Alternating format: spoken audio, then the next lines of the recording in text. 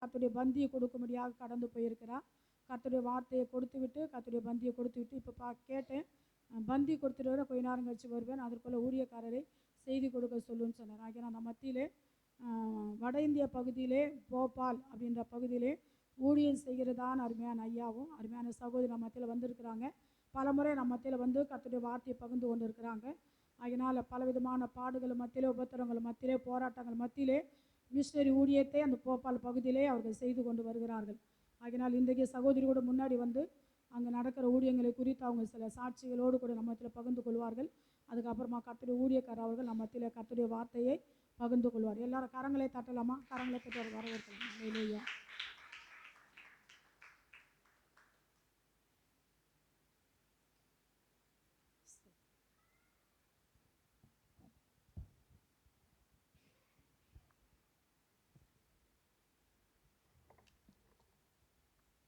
Praise the Lord. Hallelujah. Hallelujah. கர்த்தர் நமக்காக மரித்தார். ஆமென். ஆனாலும் உயிருடன் எழுந்தார். ஆமென். நம்புறீங்களா? அதனால தான் நம்ம இங்கே உட்கார்ந்துருக்கோம் இல்லையா? மரித்தார், உயிருடன் எழுந்தார். இதுதான் நமக்கு சுவிசேஷம். ஸோ அதனால தான் நாம் இங்கே அமர்ந்திருக்கோம். ஆமென். கிறிஸ்து இயேசு நமக்காக மரித்திராவிட்டால், உயிருடன் எழுந்திராவிட்டால் ரட்சிப்பின் அனுபவம் நமக்கு இல்லவே இல்லை. ஆமாம். இன்னொரு முறை நன்றி சொல்லுவோமா ஆண்டவருக்கு? நம்ம நேசித்ததுனால நமக்காக தமது ஒரே பேரான குமாரனை ஜீவ பலியாய் கொடுத்த இயேசு கிறிஸ்துவுக்கு நம்ம நன்றி சொல்லுவோமா? பிதானம் மீது வைத்த அன்பை விளங்க பண்ணின தேவன் நம் பாவிகளாய் இருக்கும் பொழுது நமக்காக மரித்த அன்பு, நமக்காகவே தன் ஜீவனை கொடுத்த இயேசு கிறிஸ்துவுக்காக நன்றி சொல்வோம். நம் பாவிகளாய் இருக்கும் பொழுது ரெண்டாவது காரியம், நமக்கு விரோதமாக இருந்த கையெழுத்துக்கள் குலைக்கப்பட்டிருக்கு. மூன்றாவது விஷயம், நமக்காகவே பிசாசின் தலையை நசுக்கி இருக்கிறார். ஆமென். ஆமென். இல்லை நன்றி சொல்வோம் இன்னொரு முறை. Hallelujah. Thank you Jesus. Thank you father. நன்றி நன்றி நன்றி. அருமையான வாய்ப்பு கொடுத்த அருமையான போதகர் ஐயாவுக்கும் அம்மாவுக்கும் சபை மக்களுக்கும் நாங்கள் நன்றி உள்ளவர்களாக இருக்கிறோம். நாங்கள் போபால் பட்டணத்திலேருந்து வந்திருக்கோம். ஸோ போபால் பட்டணம் ஏற்கனவே உங்களுக்கு நாங்கள் நிறைய காரியங்களை சொல்லியிருக்கோம். என்னை முதலாவது பார்க்குறவங்க கை தூக்குங்க பார்க்கலாம். இப்போ தான் உங்களை சிஸ்டர் நான் பார்க்குறேன் அப்படின்னு சொல்கிறவங்க. Amen. Praise the Lord. So நாங்கள் போபால்லேருந்து வந்திருக்கோம். போபால் எங்கே இருக்குது என்றால் மத்திய பிரதேசத்தில் இருக்குது. நம்ம இந்திய மேப் இருக்கு இல்லையா? இந்திய மேப்பில் நடுவில் இருக்கிற பகுதி தான் மத்திய பிரதேஷ். ஓகே, அந்த மத்திய பிரதேசத்துக்கு நடுவுலேருந்து தான் நாங்கள் வந்திருக்கோம், போபால்லேருந்து. ஆமென். போபால் ஒரு விசேஷ பட்டணம். நான் ரொம்ப நேசிக்கக்கூடிய ஒரு பட்டணம். ஏனென்றால் ஆண்டவர் எங்களை கொண்டு போய் நடுவில் கொண்டு போய் வைத்திருக்காங்க. ஆமென். நிறைய பேர் சொல்லுவாங்க தமிழ்நாட்டிலேருந்து எழுப்புதல் உண்டாகும்னு சொல்லி. நானும் விசுவாசிக்கிறேன், ஏன் தமிழ்நாட்டு பிள்ளையாக இருப்பதனால. ஆனாலும் மத்திய பிரதேசத்துலேருந்து எழுப்புதல் உண்டாயிற்று என்றால் 4 திசைகளும் அது கடந்து செல்லும். ஆமென். அதற்கு உங்கள் ஜபம் தேவை. உங்களுடைய ஜபம் எங்களுக்கு அவசியம். ஸோ அவங்க இருக்கிற மக்களுக்காக நீங்கள் ஜெபம் பண்ணுங்கள். ஆண்டவர் அவங்கள வல்லமை எடுத்து பயன்படுத்தணும். அவங்களுடைய பாதுகாப்புக்காக, அவங்களுடைய சுகத்துக்காக நிச்சயம் ஜெபிக்கணும். ஏனென்றால் நிறைய பாடுகள் மத்தியில், குழப்பத்தின் மத்தியில் அவங்க இருக்காங்க. நிறைய போராட்டம்.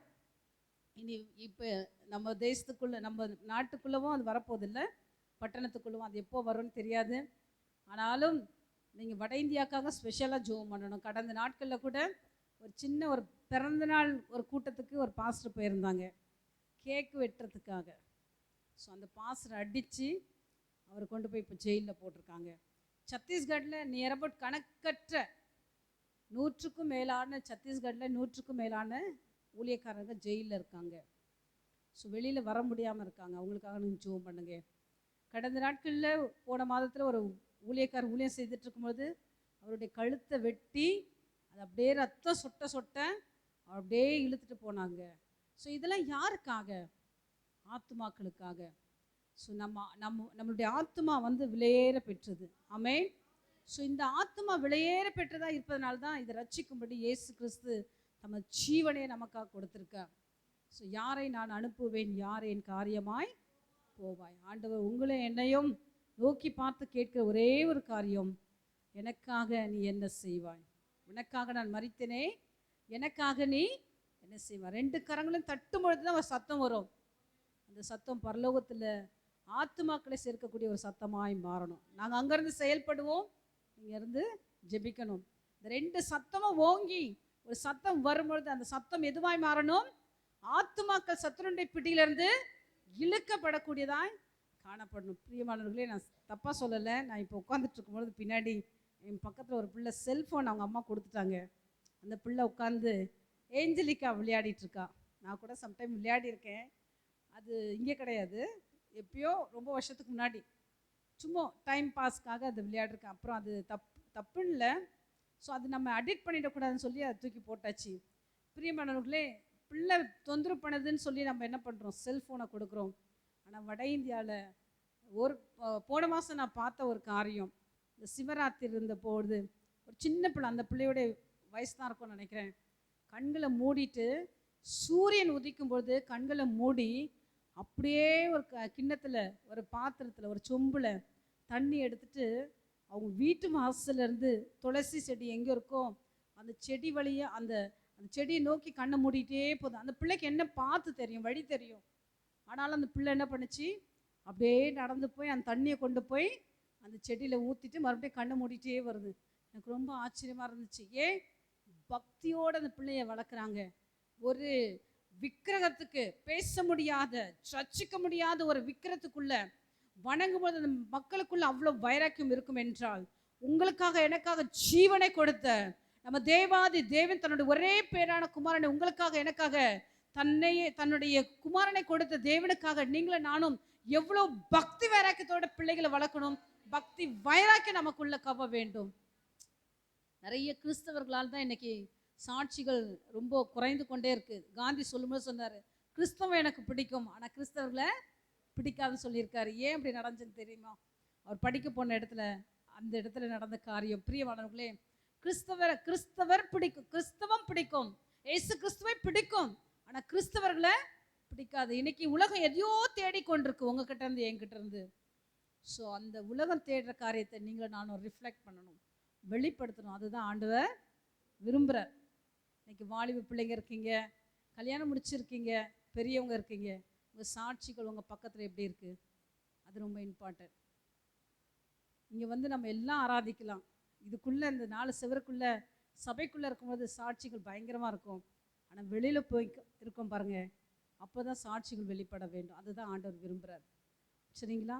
பிரியமானவர்களே, எங்களோட இணைந்து 14 ஊழியக்காரங்க ஊழியம் செய்துட்ருக்காங்க. ஸோ அவங்களுக்காக நீங்கள் ஜோம் பண்ணுங்கள். இன்னும் சந்திக்கப்படாத மக்கள் உண்டு. நாங்கள் ஒரு பகுதிக்கு போயிருந்தப்போ அந்த பகுதியிலேருந்து, ஸோ நாங்கள் போன அந்த காரில் போனோம். எங்கள் திங்ஸ் எல்லாம் எடுத்துகிட்டு போக முடியாத அந்த காட்டுக்குள்ளே நுழைஞ்சி காரை நிப்பாட்டிட்டு அந்த பக்கமாக போனோம். காட்டுக்கு அந்த பக்கமாக போகும்பொழுது நாங்கள் எங்கள் ஊழியக்கார்ட்ட சொன்ன காரியம், புது பணித்தலமாக இருக்கட்டும், ஸோ ஆண்டவர் அறியாத நீங்கள் போகாத ஒரு நல்ல பணித்தலமாக செலக்ட் பண்ணுங்கள், நாங்கள் வரோன்னு சொல்லியிருந்தோம். நாங்கள் போயிருந்தோம் அந்த பகுதிக்கு. பிரியமானவர்களே, எங்கள் உள்ளே நுழைந்த உடனே காடு தான் வந்துச்சு. அதனால் எங்கள் காரு, எங்கள் வாகனத்தில் நாங்கள் அங்கேயே நிப்பாட்டிட்டு உள்ளே நுழைஞ்சு போனோம். அப்படி போகும்பொழுது அங்கே உள்ள மக்கள் அப்படி உட்கார வச்சுருந்தாங்க. பிரதர் போய் கேட்டாங்க, ஃபஸ்ட்டு கேள்வி, உங்களுக்கு ஏசு கிறிஸ்துவை தெரியுமான்னு சொல்லி. அவங்க சொன்ன பதில் என்ன தெரியுமா? எனக்கு இப்போ ஏசு கிறிஸ்து ஆட்சிக்கு வந்தார் என்றால் எங்களுக்கு இந்த காட்டுக்கும் நாங்கள் இருக்கிற பகுதிக்கும் நடுவில் ரோடு போட்டு தருவாரான்னு கேட்டாங்க. என்ன கேட்டாங்க? நாங்கள் இருக்கிற பகுதிக்கும் இந்த காட்டுக்கு அந்த பக்கம் இருக்க ரோட்டுக்கும் எங்களுக்கு என்ன தேவை? ரோடு தேவை. ரோடு போட்டு தருவாரான்னு கேட்டாங்க. பிரியமானவர்களே, இன்னும் ஏசு என்றால் தெரியாத மக்கள் வாழ்ந்து கொண்டிருக்காங்க. சில பேருக்கு தெரியும் கிறிஸ்தவர்களுக்கு என்றால் அவங்க தெய்வம் கிறிஸ்தவர், இயேசு கிறிஸ்துன்னு சொல்லி. ஆனால் இயேசு கிறிஸ்து என்றால் யாருன்னே தெரியாத வாழ்ந்துட்டு இருக்க மக்கள் நம்ம தேசத்தில் இன்னும் இருக்கிறாங்க. ஸோ அவங்களுக்காக உங்கள் ஜெபம் தேவை, உங்கள் கண்ணீர் தேவை, உங்களுடைய நேரம் தேவை. யார் அதை சந்திக்க முடியும்? ஆண்டவர்கிட்ட சொல்ல முடியுமா? நான் இருக்கிறேன், அடியால் நீங்கள் பயன்படுத்துங்க, ஏதோ ஒரு கருவியாக பயன்படுத்துங்கன்னு சொல்கிறவங்க உங்கள் கரங்களை உயர்த்துங்க. இந்த நாளில் ஆண்டவரோடு நீங்கள் உடன்படிக்கை பண்ணுங்கள். ஆண்டவரே, இந்த நேரத்தில் நான் அர்ப்பணிக்கின்றேன். ஆண்டவரே, ஆத்துமாக்கள் பக்கமாய் வருவதற்காக, அறியாத இருக்கிற மக்கள் உடைய அன்பை அறிந்து கொள்ள, ஆண்டவரே, நான் ஏதாவது பங்கை என்னால் முடிந்ததை நான் நிறைவேற்றுவேன்னு சொல்கிறவங்க உங்கள் கரத்தை தூக்குங்க. ஆண்டவர்கிட்ட ஒப்பு கொடுங்க. ஆண்டவரே, எனக்கு பலன் இல்லை, எனக்கு தைரியம் இல்லை, ஆனால் என்னை பயன்படுத்துங்க. ஆண்டவரே, அனுப்ப முடிந்தால் நீர் என்னை ஆண்டவரே, என்னை அனுப்ப சித்தமே இருந்தால் அனுப்புங்க. ஜெபிக்க பலன் தாங்கன்னு சொல்லி கேளுங்க. நான் என்ன செய்யணும்னு சொல்லுங்கன்னு சொல்லி கேளுங்க. நல்ல தகப்பனே, இந்த அருமையான வேலைக்காக நன்றியோடு துதிக்கிறோம். பயன்பட ஆண்டவரே, கரங்களை தூக்கின ஒவ்வொரு பிள்ளைகளையும் பயன்படுத்துவீராக. ஆத்துமாக்களுக்காக, அழிந்து போகின்ற ஆத்துமாக்களுக்காக ஏதாவது ஒரு பகுதியில் கர்த்தர் மது பிள்ளைகளை எடுத்து பயன்படுத்த வேண்டுமா ஜெபிக்கிறோம். இயேசுவின் மூலம் ஜெபத்தை அடிக்கிறோம் நல்ல பிதாவே, ஆமென். பிரதர் வந்து ஒரு எம்பிஏ ஹோல்டர். அவங்க எம்பிஏ படிச்சுட்டு ஒரு சென்ட்ரல் கவர்மெண்ட்டில் ஒர்க் பண்ணிட்டு இருந்தாங்க. எம்பிஏ மாத்திரம் இல்லை, எம்காம் படிச்சிருக்காங்க, என்னென்னவோ படித்து. ஸோ ஒரு லக்ஸரிஸ் லைஃப்பில் வாழ்ந்துட்டு இருக்கும் பொழுது அவங்க நினச்சாங்க பணம் இருந்தால் எல்லாமே சாதிக்கலான்னு சொல்லி பணத்தை ஃபஸ்ட்டு ஆண்டவர் ஜீரோ ஆக்கினார். ஆமென். பணம் இருந்துச்சுன்னா இந்த பையன் வரமாட்டான் அப்படின்னு சொல்லி பணத்தை முதலாவது ஆண்டவர் என்ன பண்ணாங்க, ஜீரோ. ரெண்டாவது he met 2 ஆக்சிடென்ட். 2 ஆக்சிடெண்ட் விபத்து அவருக்கு அனுமதிச்சாங்க ஆண்டவர் ஊழியத்துக்காக. 2001 2001 வருஷத்தில் ஊழியத்துக்கு அழைச்சாங்க. 2003 வருஷம் வரைக்கும் 2 வருஷம் அந்த நடுவில் அவங்களுடைய பொருளாதாரம் ஜீரோ ஆச்சு. அடுத்தது அவங்களுடைய 2 ஆக்சிடெண்ட். அப்போ இவங்க போய் ஆண்டவர்கிட்ட அழுதாங்களாம், ஏன்பா எனக்கு இப்படி ஆக்சிடெண்ட்டை கொண்டு வரீங்க, எனக்கு சனி ஞாயிறு லீவ் இருக்குது, ஸோ நான் எப்போனாலும் ஊழியம் செய்யலாம், நீங்கள் ஏன் என்னை மாத்திரம் கூப்பிடுங்க, நிறைய பேர் இருக்காங்க, யாரையாவது பயன்படுத்துங்கன்னு சொல்லும்போது, யாரை நான் அனுப்புவேன், யார் என் காரியமாய் போவான். அப்போ ஆண்டவர் அழுதார் அவங்கள பார்த்து. அப்போ நான் இருக்கேன்னு சொல்லி அவங்க தன்னை அர்ப்பணித்தாங்க. இன்னைக்கு ஒரு வல்லமை உள்ள ஊழியக்காராக ஆண்டவர் பயன்படுத்திட்டு இருக்காங்க. ஆமென். ஸோ இன்னும் பயன்படுவதற்காக நீங்கள் ஜெபம் பண்ணணும், கர்த்தர் பெரிய காரியங்களை செய்யணும். பிரியமானவர்களே, நம்ம தேசத்தில் இன்னும் அடிமைப்பட்டிருக்க மக்கள் உண்டு. நான் ஒரு ஃபீல்டுக்கு போயிருந்த பணித்தளத்துக்கு. அந்த பணித்தளம் எப்படிப்பட்டது தெரியுங்களா? ராஜஸ்தான் ரோட்டில் இருக்குது. அங்கே ஆண்களே கிடையாது அந்த பணித்தளத்துக்குள்ளே. அந்த பணித்தளத்துக்குள்ளே ஆண்களே இல்லை, வெறும் கேர்ள்ஸ் அண்ட் வந்து பெரியவங்க தான். ஸோ அம்மா இருப்பாங்க, அந்த அம்மாவுடைய பிள்ளைங்க இருப்பாங்க. ஆண்கள் அந்த பணித்தளத்துக்குள்ளே இல்லை. நாங்கள் விபிஎஸ்க்கு எடுக்கிறதுக்காக போயிருந்தோம். அந்த பணித்தளத்துக்கு போயிருந்தப்போ எங்களோட இணைந்து ஊழியம் செய்கிற அந்த ஊழியக்கார் சொன்னாங்க, நீங்கள் தயவுசெய்து சுடிதார் போட்டுட்டு வந்துடாதீங்கன்னு சொன்னாங்க. என்ன சரி, ஒன்லி சாரீ மாத்திரம் கொண்டு வரணும், புடவை மாத்திரம் கட்டிட்டு வாங்க, புடவையே கொண்டு வாங்க, ஒரு வாரத்துக்கு சுடிதார்லாம் போட்டு வந்துடாதீங்க. அப்புறம் அவங்க வந்து நாங்கள் உள்ளே நுழைஞ்ச போது பார்க்கும்போதே தெரியுது, ஒவ்வொரு சின்ன ஹட்டுன்னா ஒரு சின்ன குடிசை மாதிரி இருக்குது. அந்த குடிசைக்கு வெளியில் ஒரு திண்ணை வச்சுருக்காங்க. அந்த திண்ணையில் வந்து அந்த லேடிஸ் வந்து பகலில் உட்காந்துட்ருக்காங்க. பகலில் பெரிய பெரிய ஆஃபீஸர், அரசியல்வாதிங்க அந்த பணித்தளத்துக்குள்ளே வருவாங்க. அந்த அந்த அந்த பெண்களோட தப்பாக பழகுவாங்க. ஸோ அந்த பெண்கள் என்ன பண்ணுவாங்க, தன்னுடைய வயசுக்கு வந்த பிள்ளைகளை கரத்தை பிடிச்சி அந்த ஆண்கள் கையில் கொடுப்பாங்க. அவங்க யூஸ் பண்ணிவிட்டு அந்த பிள்ளையை கொண்டு வந்து வீட்டில் விட்டு போயிட்டே இருப்பாங்க. அந்த பிள்ளைங்க தான் விபிஎஸ்க்கு வந்திருந்தாங்க. அந்த பிள்ளைங்க என்ன சொல்கிறது தெரியல, வாயை திறந்து. ஏன் சொந்த அம்மா, நம்ம யாராவது அப்படி நடப்போமா? சொந்த அம்மா தன்னுடைய பிள்ளைகளை தப்பான வழியில் யார்ட்டையும் கொண்டு போய் பழக விட்டு அந்த ஆள் கொண்டு வந்து வீட்டில் விட்டுட்டு போகிறான். அந்த பணித்தளத்தில் ஆண்கள் இல்லை பாருங்க. அப்போனா பாருங்க, ஒரு பெரிய பணித்தளம்.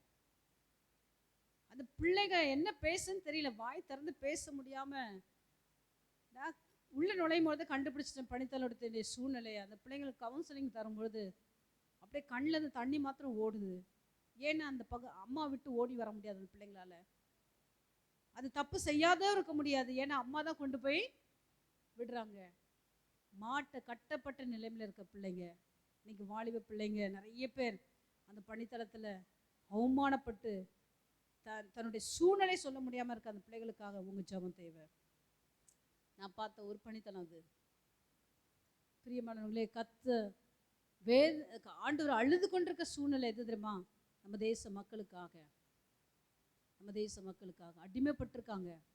சில பேர் தெரிஞ்சு செய்கிறாங்க, சில பேர் தெரியாமல் செய்துட்டு இருக்காங்க. ஸோ உங்களுடைய ஜெபம் அவசியம். நம்ம ரொம்ப லக்ஸரிஸாக உட்காந்துட்ருக்கோம். டெய்லி ஆகாரம் நமக்கு உண்டு, டெய்லி நல்ல உடை உண்டு, ஆர்டர் கொடுத்துருக்காங்க, நல்ல வீடு உண்டு. கஷ்டப்படுறீங்க சம்டைம்ஸ் வேலைக்காக, நோ ப்ராப்ளம். அதையும் ஆண்டவர் அவர் தேடி வரும்போது ஆசீர்வதித்திருக்கார். ஆனால் தேவையோடு இருக்க பிள்ளைகள் உண்டு.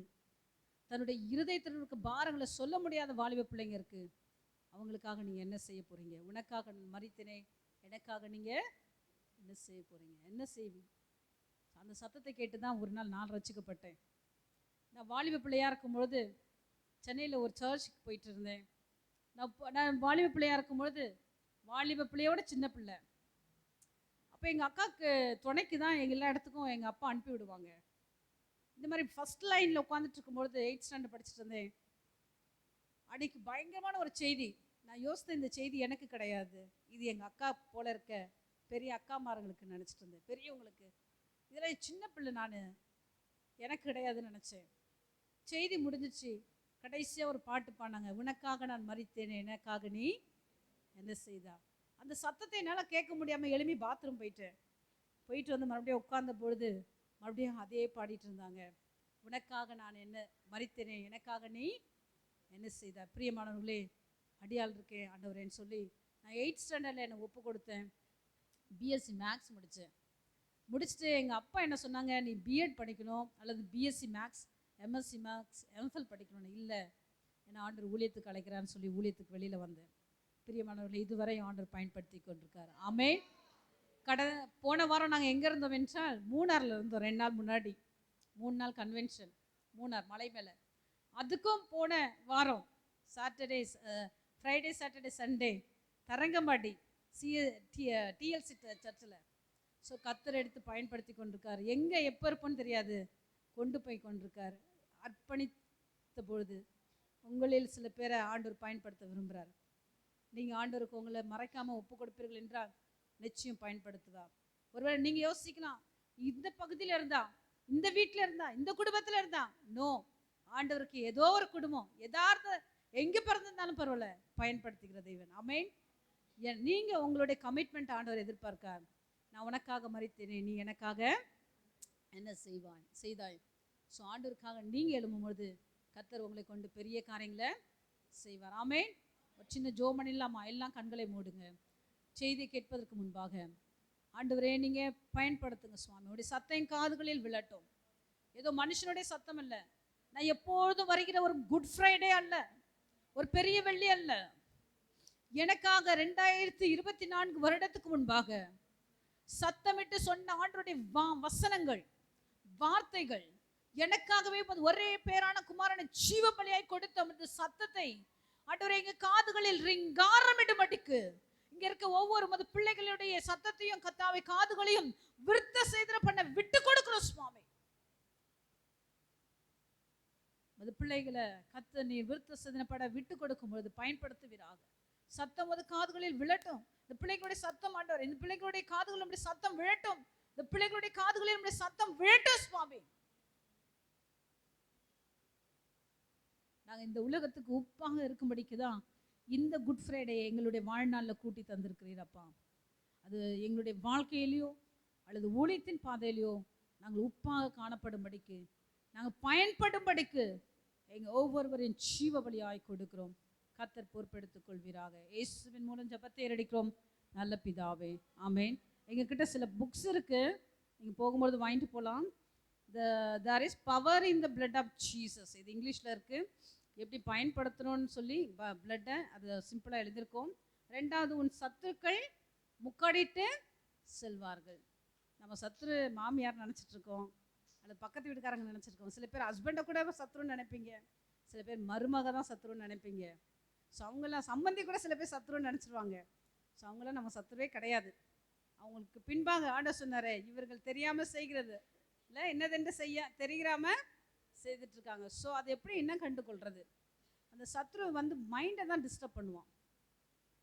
மைண்டை குறித்து அதுலேருந்து விடுதலை எப்படி அடையிறது சொல்லி ஒரு சிம்பிள் புக்கு 20 ரூபாய்க்கு தான் வாங்கிட்டு போங்க. பிரதர் எழுதின முடிவு உங்கள் கையில், ஏற்கனவே நீங்கள் சில பேர் வாங்கியிருக்கலாம். ஸோ இது 40 ரூபாய். இது 2ஆம் வருகை குறித்து எழுதப்பட்டது. இயேசு கிறிஸ்து எப்போ வருவார், எந்த கோத்திரத்திலிருந்து வருவார், ஸோ அவர் 5 விதமான உயிர்த்தெழுதல் எப்படிப்பட்டதாக இருக்கும், பாதாளம் நரகம் எப்படி இருக்கும் அப்படி எழுதப்பட்டிருக்கு. இது படிங்க. நம்ம பரலோகத்துக்கு போகணும், அதனால பரலோகத்தை குறித்து எழுதப்படலை. அங்கே நேராக போய் நம்ம ஆண்டவரை தரிசிப்போம். 2வது ரேமா செய்தி மடல். ஸோ இது உங்களுக்கு வேணும்னா நீங்கள் எங்கிட்ட வாங்கிட்டு போங்க, உங்களுக்கு பிரயோஜனமாக இருக்கும். கர்த்தர் பெரிய காரியங்களை செய்யட்டும். ஆமென். நான் பிரதர் கையில் தரேன். ஆமென்.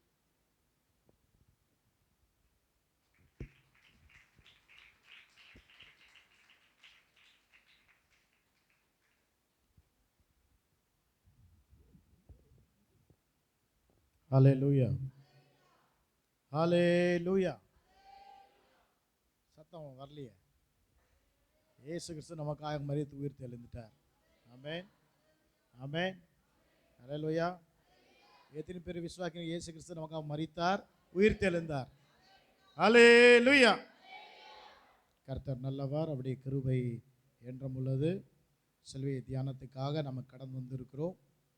சிலுவை தியானத்துக்காக வாய்ப்பு கொடுத்த போதகர் குடும்பத்துக்காக, உங்கள் அனைவருக்காக நான் நன்றியுடனாக இருக்கிறேன். சகோதரி சொன்னது போல நீங்கள் தொடர்ந்து எங்களுக்காக ஜெபியுங்கள். கர்த்தர் பெரிய காரியங்களை செய்வார். சிலுவை தியானத்தை குறித்து நாம் தியானிக்க போகிறோம். சிலுவையின் உபதேசம் கெட்டு போவதற்கு என்னவா இருக்குமா? பைத்தியமா இருக்கும். ஆனால் அதை நம்புகிறவருக்கோ விசுவாசிக்கிறவர்களுக்கோ என்ன இருக்கும்? தேவ பலனா இருக்கும். அப்போ சிலுவையின் உபதேசத்தை நாம் பலனாக மாற வேண்டும் என்றால் அதை நாம் அன்றிக்கொள்ள வேண்டும், அதை ஏற்றுக்கொள்ள வேண்டும், நாம் விசுவாசிக்க வேண்டும். சிலுவையின் பாடு எனக்காக ஆண்டவர் பட்டிருக்கிறார். அந்த சிலுவையினால தான் எனக்கு விடுதலை உண்டாயிருக்கிறது. அந்த சிலுவையினால தான் ரட்சிப்பு உண்டாயிருக்கிறது. அந்த சிலுவையினால தான் எனக்கு மீட்பு கிடைத்து இருக்கிறது என்று நாம் நம்ப வேண்டும், விசுவாசிக்க வேண்டும். அந்த சிலுவைக்கு நேராக இயேசு கிறிஸ்து கடந்து செல்லும் போது, சாதாரணமாக அந்த சிலுவைக்கு நேராக கடந்து செல்றத ஒரு ஸ்லாக்கியம் அல்ல பிரியமானவர்களே. சிலுவை என்றால் சாபம் என்று கருதப்பட்டது. ரோமர்ல சிலுவையிலே ஒருவர் மரிக்கிறார்கள் என்றால் அவர்கள் சபிக்கப்பட்டிருக்கிறார்கள் என்று சாபமான அந்த சிலுவை அவர்கள் மேல் வைத்து கொண்டு சுமந்து சொல்வார்களாம்.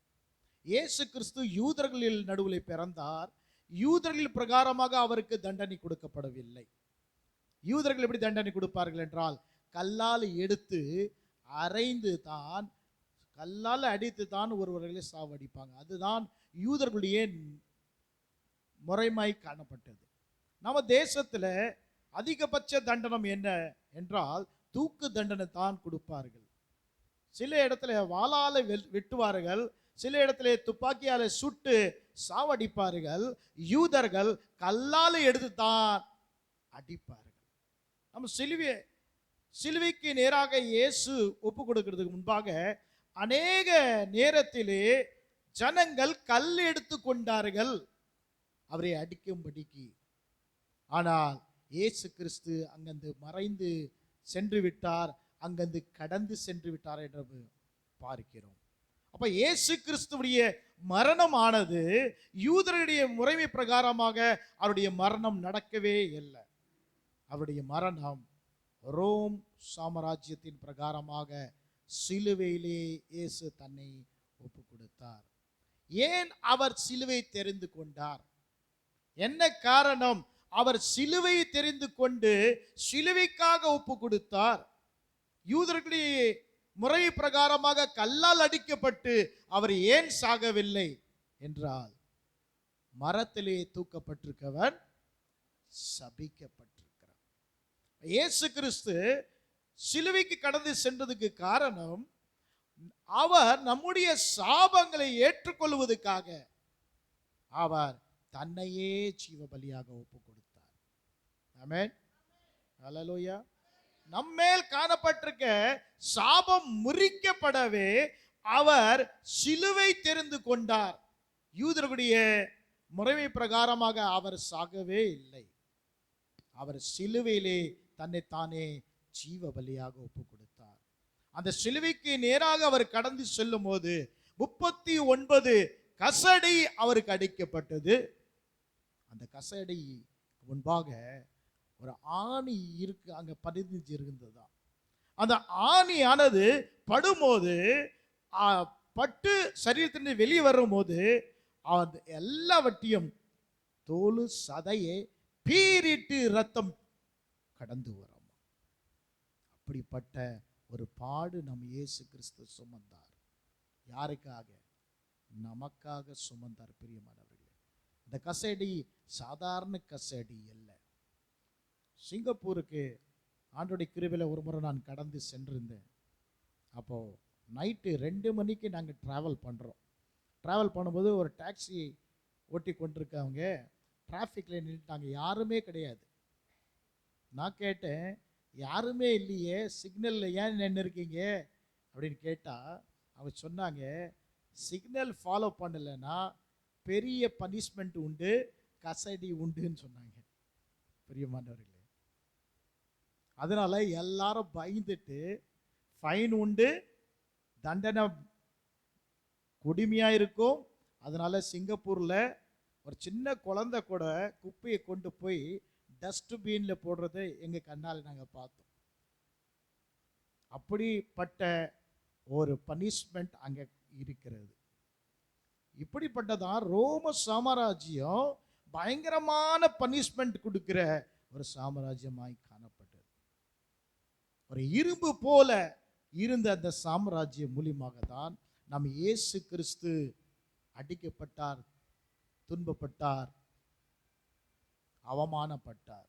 அவருடைய கசடிப்படும் போதெல்லாம் அது பீரிட்டு வரும்போது அந்த ரத்தம் பீரிட்டு வந்தது. பிரியமானவர்களே, அவர் சிலுவை சுமக்க முடியாத அடிக்கடி அவர் விழுந்தார். அந்த பார சிலுவையை நமக்காக அவர் சுமந்து கடந்து சென்றார். இன்னைக்கு நம்ம தியானித்து பார்த்திருக்கிறோமா? அதை சிந்தித்து பார்த்திருக்கிறோமா? அந்த சிலுவை குறித்து நாம் சிந்தித்து பார்த்துக்கிறோமா? அந்த வேதனை குறித்து நாம் சிந்தித்து பார்த்திருக்கிறோமா? சிறு வயதிலிருந்தே நாம் சிலுவை காட்சியை பார்க்கிறோம்.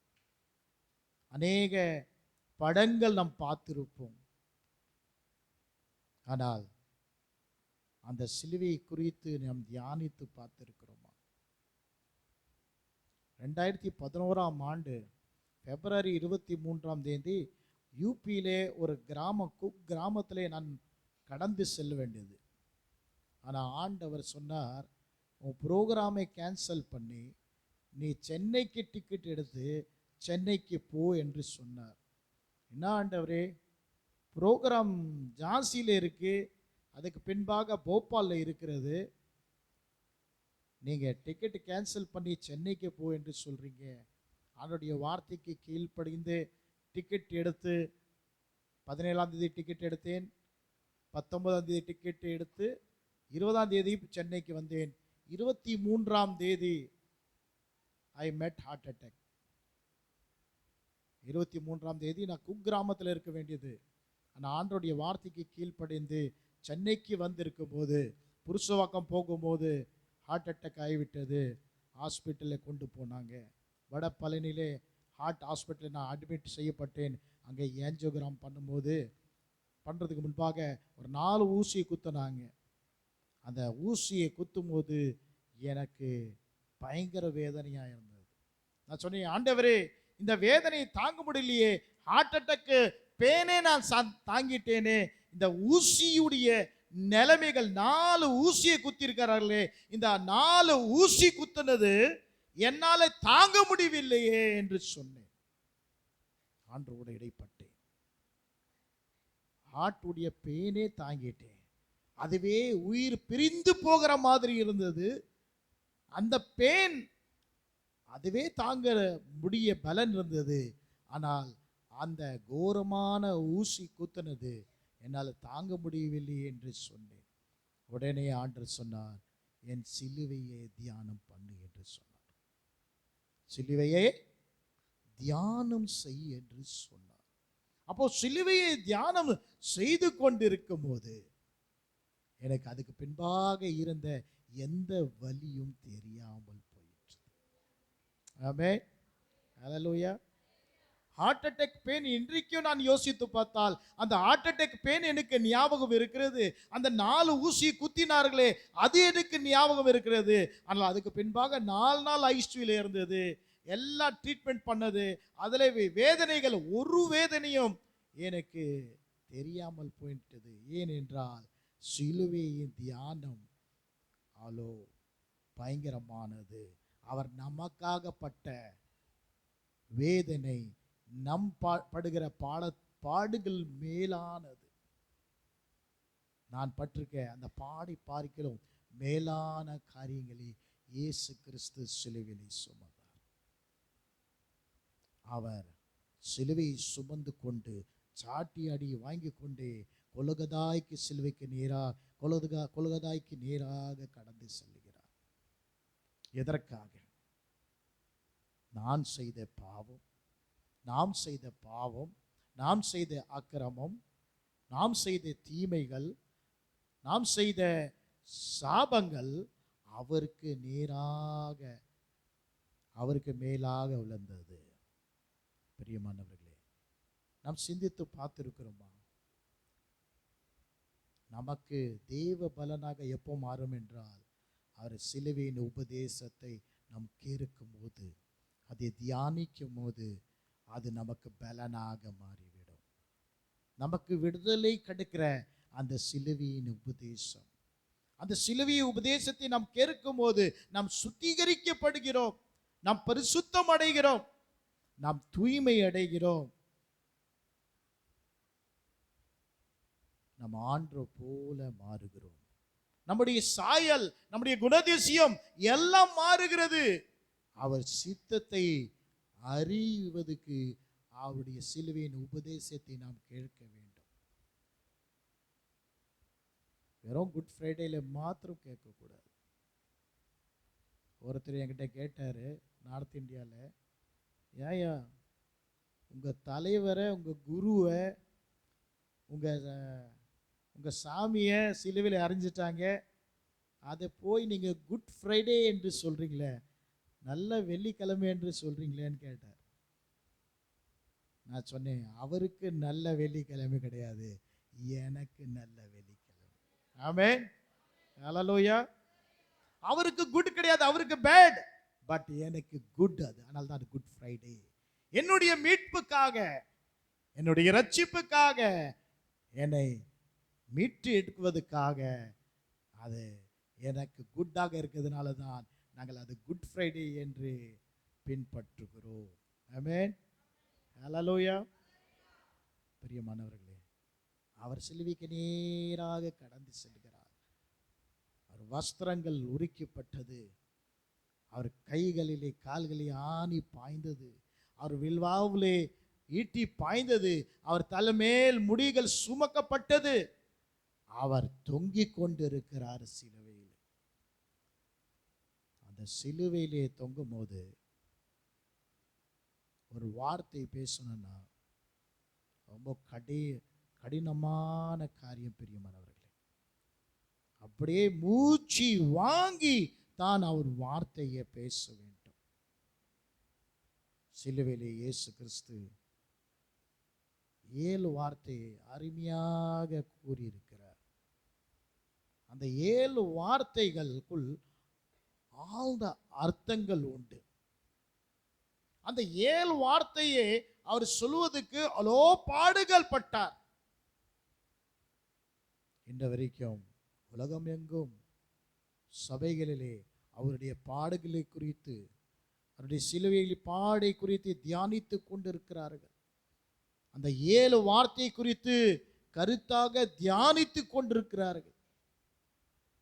ஏனென்றால் அந்த பாடுகள் நடுவிலே அவர் சிலுவிலே முளைந்த வார்த்தையாக இருக்கும். அது ஒரு முத்தாக காணப்படும். பிரியமானவர்களே, கடந்த நாட்களை தரங்கபாடி நாங்கள் கடந்து சென்றிருக்கும் போது அங்கே முத்துக்கள், அந்த சிப்புக்கள்லாம் நாங்கள் பார்த்தோம். கடலுக்கிட்ட நிறைய அந்த கடல் கட்டல் காணப்பட்டது. அங்கே முத்துக்கள்லாம் பார்த்தோம் நாங்கள்.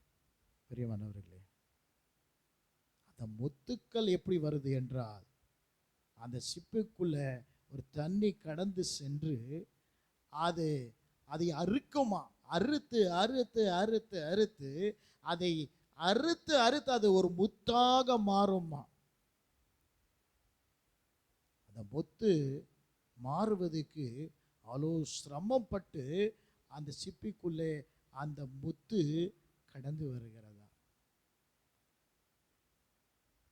எதுக்கு சொல்கிறேன் என்றால், அந்த சிலுவையை நாம் தியானிக்கும் போது, அந்த சிலுவையின் பாடை நாம் தியானிக்கும் போது, அந்த சிலுவையின் மொழிகளை பேசின இயேசு கிறிஸ்துவிய மொழிகளை நாம் கேட்கும் போது, அந்த வார்த்தைகளை கேட்கும் போது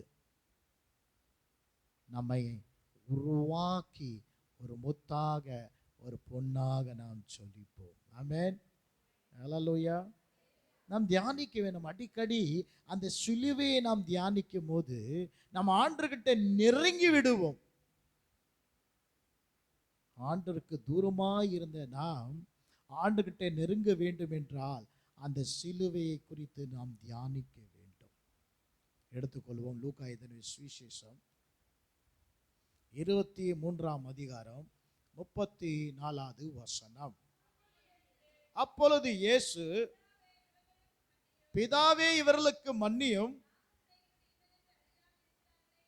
என்ன செய்கிறது என்று அறியாமலே இருக்கிறார்களே என்றார். முதலாவது இயேசு கிறிஸ்து சொன்ன வார்த்தை என்ன என்றால், மன்னிப்பு குறித்து ஒரு வார்த்தையை அவர் வாயிலிருந்து கடந்து வருகிறது. அவர் தனக்காக வேண்டுதலை செய்யவில்லை, பிறருக்காக மன்னிப்பை குறித்து அவர் பேசுகிற காரியங்களே இங்கே அவர் மொழிகிறார். இவர்கள் என்ன செய்கிறார்கள் என்று அறியாமல் செய்து கொண்டிருக்கிறார்கள். இவர்களை மன்னியும் என்று மன்னிப்பு என்று அர்த்தமாகும். முதலாவது வார்த்தைக்கு மன்னிப்பு என்று அர்த்தமாகும், மன்னிப்பு கொடுக்கிறது என்ற அர்த்தமாகும். பெரியமானவர்களே, நாம் யோசிக்கிறோம், சாதாரணமாக நாம் மன்னிப்பு கொடுக்கவே முடியாது யாருக்கும். நமக்கு விரோதமாக தவறு செய்தால், பேசிவிட்டால், நமக்கு விரோதமாக காரியங்கள் நடப்பித்து விட்டால், நம் தவறு செய்யாத போது நம்மை குறித்து பேசிவிட்டால் இயல்பாக நம்ம என்ன பண்ண முடியாது, சாதாரணமாக அவர்களை என்ன பண்ண முடியாது, மன்னிக்கவே முடியாது. நான் மன்னிக்கவே மாட்டேன் என்று நாம் சொல்லுவோம். ஆனால் இயேசு கிறிஸ்துவை தெரிந்துதான் குற்றம் சாட்டுகிறார்கள், அவரை அவமானப்படுத்துகிறார்கள், நிந்திக்கிறார்கள், அவரை தெரிந்துதான் சிலுவையில் ஏற்றுகிறார்கள். ஆனால் அவர்கள் மன்னிப்புக்காக ஆண்டவரை ஜெபிக்கிறார். அவர் நமக்கு முன்மாதிரியானவர். அவர் சொன்ன காரியங்களை செயல்படுத்துகிறவர்.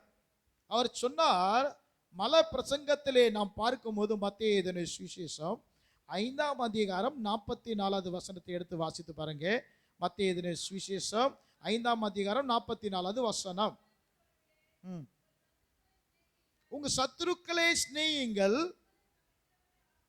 உங்களை சபிக்கிறவர்களை ஆசீர்வதியுங்கள், உங்களை பகைக்கிறவர்களுக்கு நன்மை செய்யுங்கள், உங்களை நிந்திக்கிறவர்களுக்காகவும் உங்களை துக்கப்படுத்துறவர்களுக்காகவும் ஜெபம் பண்ணுங்கள். உங்களை நிந்திக்கிறவர்களுக்காகவும் துக்கப்படுத்துறவர்களுக்காக என்ன பண்ணுங்க, ஜெபம் பண்ணுங்க. அவர் சொன்னதை மாத்திரமல்ல, அந்த வார்த்தையை தன் வாழ்க்கையிலே நிறைவேற்றுகிற தேவனாயிருந்தார். ஆமென். ஹல்லேலூயா. நிறைய பேர் நிறைய சொல்லுவாங்க, ஆனால் செயல்படுத்த மாட்டாங்க. ஆனால் இயேசு சொன்ன காரியத்தை அவர் செயல்படுத்துகிறவராய் இருக்கிறார். மல பிரசங்கத்திலே சொன்னார், உங்களை நிந்திக்கிறவர்களுக்காக உங்களை துக்கப்படுத்துறவர்களுக்காக என்ன பண்ணுங்க, இயேசு கிறிஸ்துவை நிந்தித்தார்கள். இயேசு கிறிஸ்துவை என்ன பண்ணாங்க, துக்கித்தார்கள், தூசித்தார்கள். அவர்களுக்காக என்ன பண்றாரு, ஜெபம் பண்ணுகிறார். அவர் நமக்கு முன்பாக ஒரு மாதிரியை வைத்து போயிருக்கிறார். அந்த மாதிரியை பின்பற்றுவதற்காக அவர் நம்மை நியமித்து அழைத்தும் இருக்கிறார். 1 பேதுரு 2ஆம் அதிகாரம் 21வது வசனத்தை எடுத்து வாசித்து பாருங்க. 1 பேதுரு 2ஆம் அதிகாரம் 21வது வசனம். இதற்காக நீங்கள் அழைக்கப்பட்டும் இருக்கிறீர்கள், ஏனெனில் கிறிஸ்து உங்களுக்காக பாடுபட்டு நீங்கள் தம்முடைய அடிச்சுவடுகளை தொடர்ந்து வரும்படி உங்களுக்கு மாதிரியை பின் வைத்து போனார். அவர் ஒரு அடிச்சுவடுகளை வைத்திருக்கிறார், அதை பின்பற்ற வேண்டும் என்று இயேசு கிறிஸ்து விரும்புகிறார். அவர் என்ன அடிச்சுவடு வைத்தாரு? உங்களை நிந்தித்தவர், உங்களை தூசித்தவர்களுக்காக என்ன பண்ணுங்க? ஜெபம் பண்ணுங்க. பண்ண முடியுதா? வசனம் கேட்டுக்கொண்டு தான் இருக்கிறோம். நம்மளை நிந்திக்கிறவர்களுக்காக ஜெபிக்க முடியுதா? அவனுக்காக நான் ஏன் ஜெபிக்க வேண்டும்? அவளுக்காக நான் ஏன் ஜெபிக்க வேண்டும்? அவள் என்னை நிந்தித்தால், அவன் என்னை நிந்தித்துதான், அவன் என்னை தூசித்தான், அவனுக்கு நான் ஜெபிக்க மாட்டேன் என்று நாம் யோசித்துக் கொண்டிருக்கிறோம். ஆனால் இயேசு கிறிஸ்து ஒரு மாதிரியை வைத்து போயிருக்கிறார். அவருடைய அடிச்சுவடலை நாம் கடந்து செல்ல வேண்டும். அவருடைய அடிச்சுவடை பார்த்து நீங்கள் அந்த அடிச்சுவடிலே கடந்து செல்ல வேண்டும் என்று ஆண்டவர் எதிர்பார்க்கிறார். கடலுக்கு பக்கத்தில் மணல் இருக்கும் பிரியமானவர்களே. அந்த மணல்ல நடந்து போனால் அங்கே ஒரு ஃபுட் பிரிண்ட் இருக்கும், அடிச்சுவடு இருக்கும். அதை பார்த்து நாம் நடக்க வேண்டும். அந்த அடிச்சுவடிலே இயேசு கிறிஸ்து நடந்து சென்றிருக்கிறார். பாடுகள் பட்டிருக்கிறார், சுமந்திருக்கிறார், வேதனை சுமந்திருக்கிறார். அதோடைய அடிச்சுவடிலே நாம் கடந்து செல்ல வேண்டும். 1 யோவான் 4ஆம் அதிகாரம் 7-9 வரை.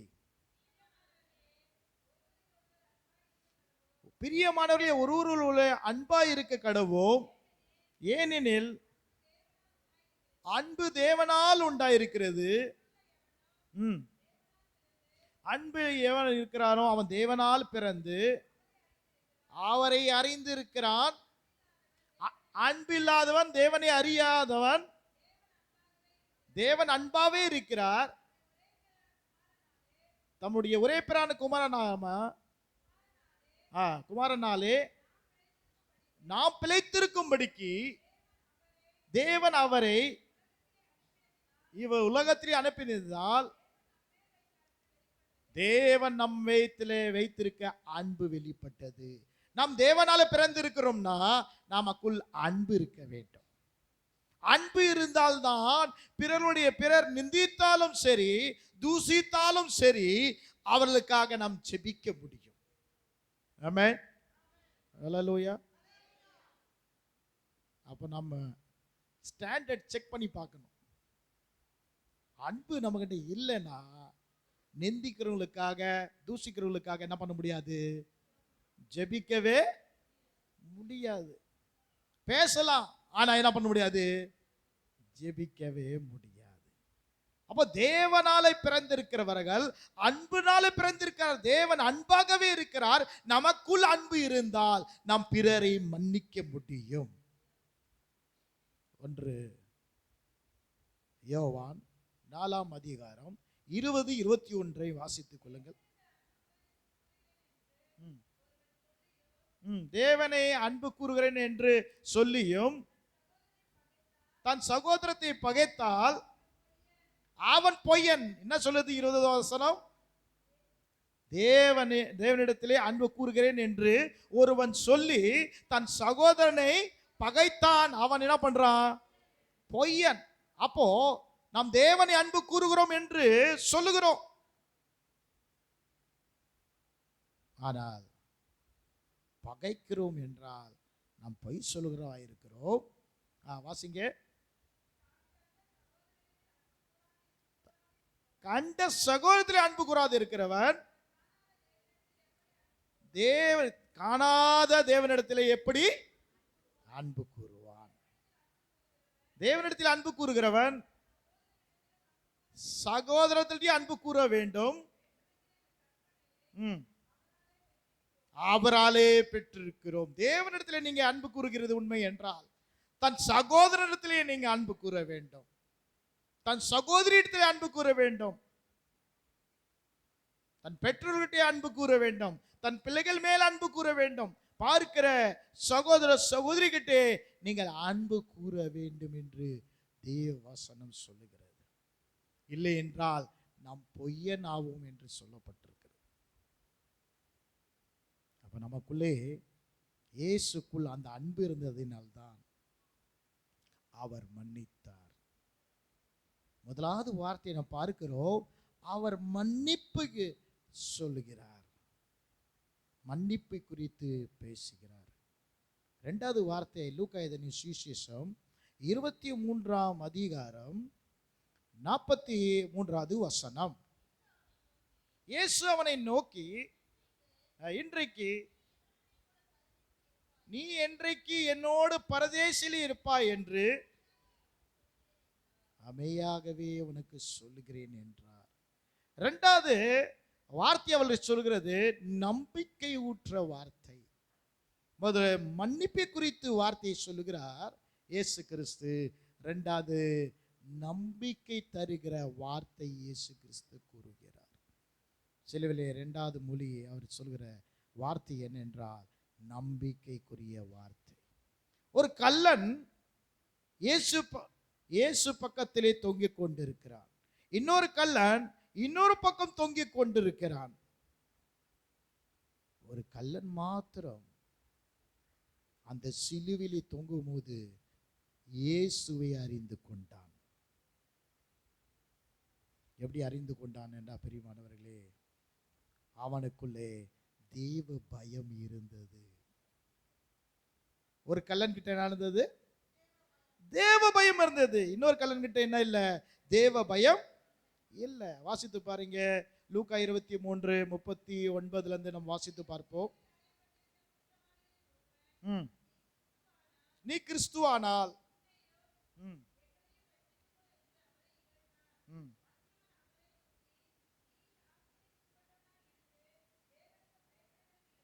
தேவனுக்கு பயப்படுறது இல்லையோ என்று சொல்லுகிறான். இன்னொரு கள்ளன் சொல்லுகிறான், நீ பயப்படுறது இல்லையா?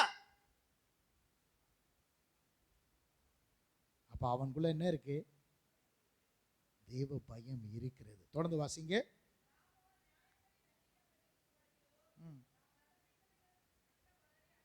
பாருங்க, அவன் நியாய பிரகாரமாக நாம் தண்டிக்கப்படுகிறோம், நான் எந்த நிலைமையில இருக்கிறேன் என்று அந்த கள்ளன் அறிந்திருந்தான். முதலாவது அவனுக்குள்ள தேவ பயம் இருந்தது. இரண்டாவது அவன் நிலைமையை அவன் அறிந்திருந்தான். தொடர்ந்து வாசிங்க.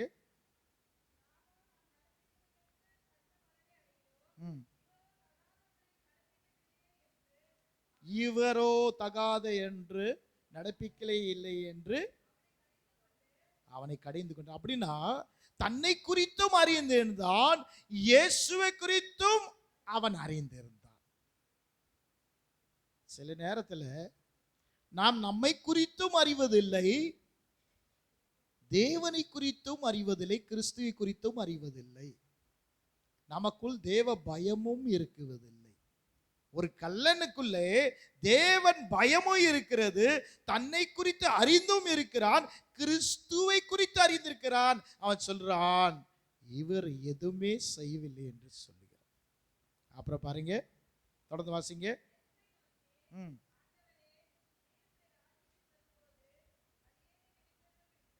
இயேசுவை பார்த்து அவர் ஒரு மீட்பர் என்று அறிந்திருந்தான்.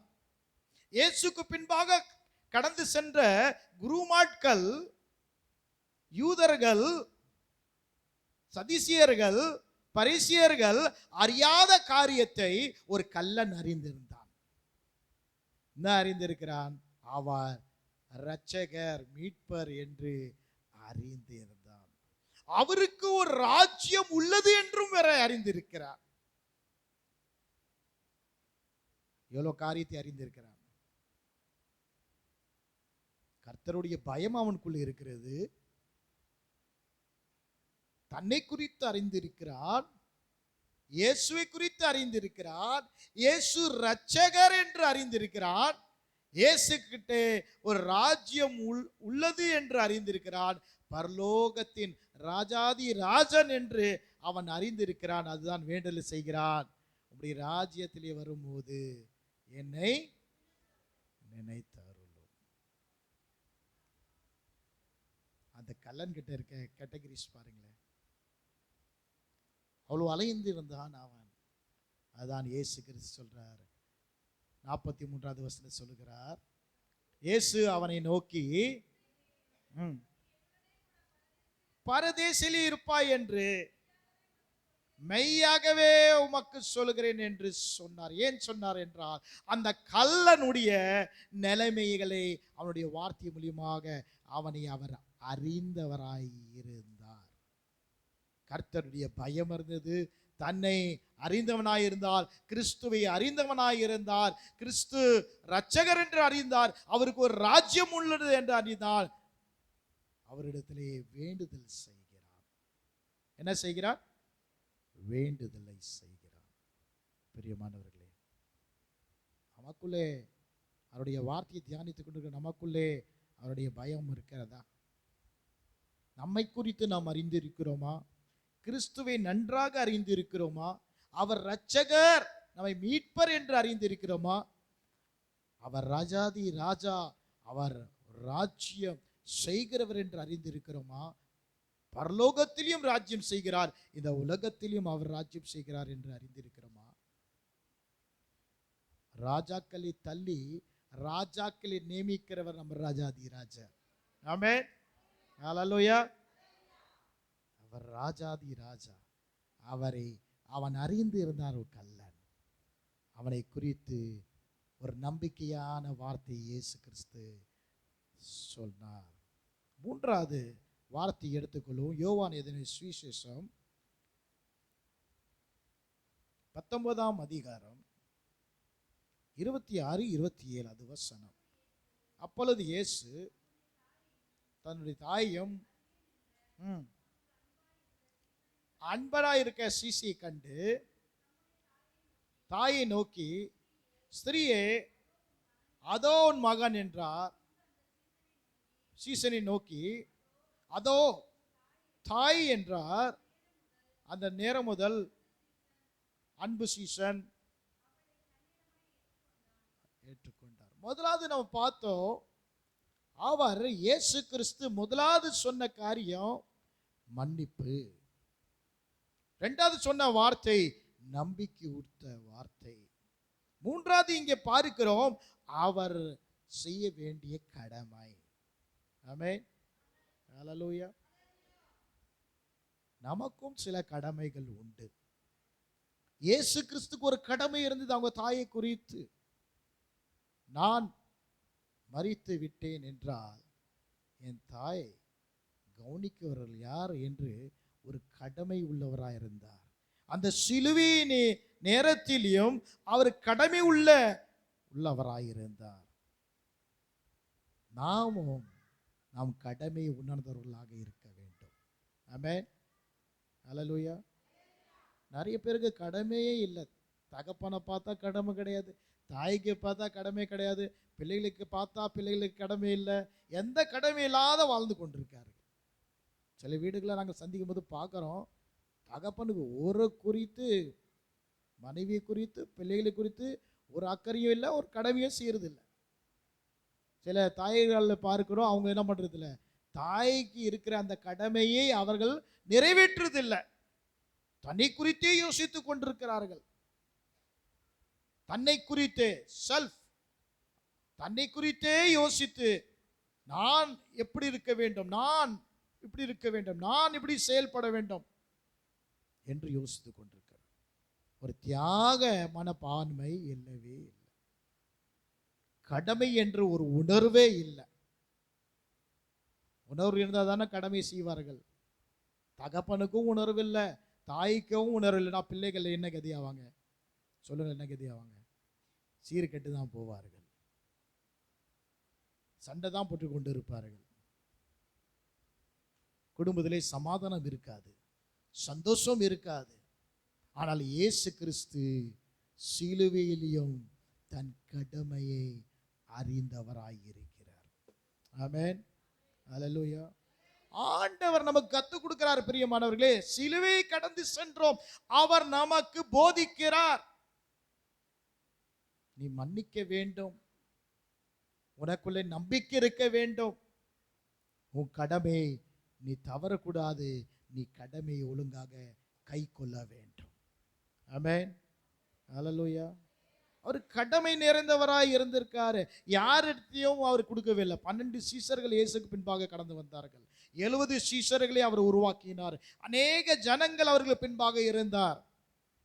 ஆனால் எந்த சீசன்கிட்ட கொடுக்குறாரு? யோவான் அன்புள்ள சீசன். வாசித்து பாருங்க. யோவான் எத்தனை சுவிசேஷம்? 13ஆம் அதிகாரம் 23 26 வரை. யோவான் 13 23 26 வரை. அந்த சமயத்தில் இயேசுக்கு அன்பாய் இருந்தவன் ஒருவன் இயேசுவின் மாறுவலை சாய்ந்து கொண்டிருந்தான். அன்பானவர்கள் எங்க சாய்ந்திருப்பாங்க? மாறுவலை சாய்ந்து.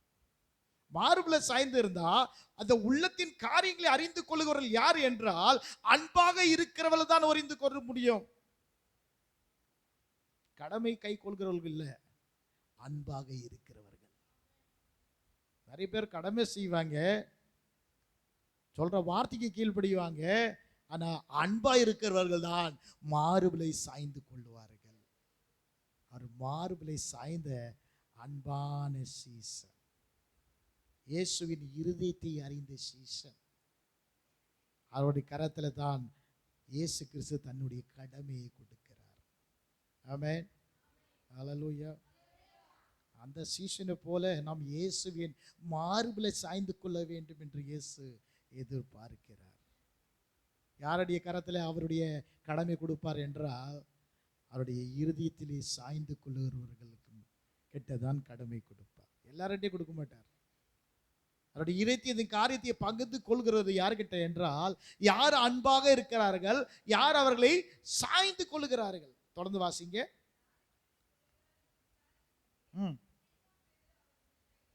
பாருங்க, சீமோன் பேதுரு என்ன சொல்றாரு? அறிந்து இருந்தாரு. அன்பான சீசன் யோவான் தான் மார்பிள சாய்ந்து இருக்காரு. பேதுரு, சீமோன் பேதுரு என்ன சொல்றாரு? யாரை காட்டி கொடுப்பார் கொஞ்சம் கேளுப்பா, ஏன்னா நீ தான் இங்க இருக்க, நெருக்கமா இருக்கிற. வாசிங்க. அப்புறம் இயேசுவில் மார்பிளை சாய்ந்து கொண்டு, ஆண்டவரே அவன் யார் என்றார். இயேசு பிரதியுத்தரமாக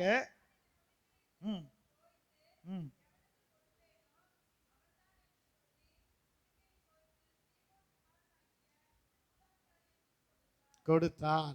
ஆண்டவர் பாருங்களேன், அங்கே ரகசியங்கள் யாருக்கு வெளிப்படுத்துறார்னா, அன்பு சீசனாக மாறுபல நம்ம சாய்ந்து கொண்டோம் என்றால், அன்பிலே அவரோடு சாய்ந்து கொண்டோம் என்றால் நிச்சயமாக மறைப்பொருளை வெளிப்படுத்துவார். ஆமென். அல்லேலூயா.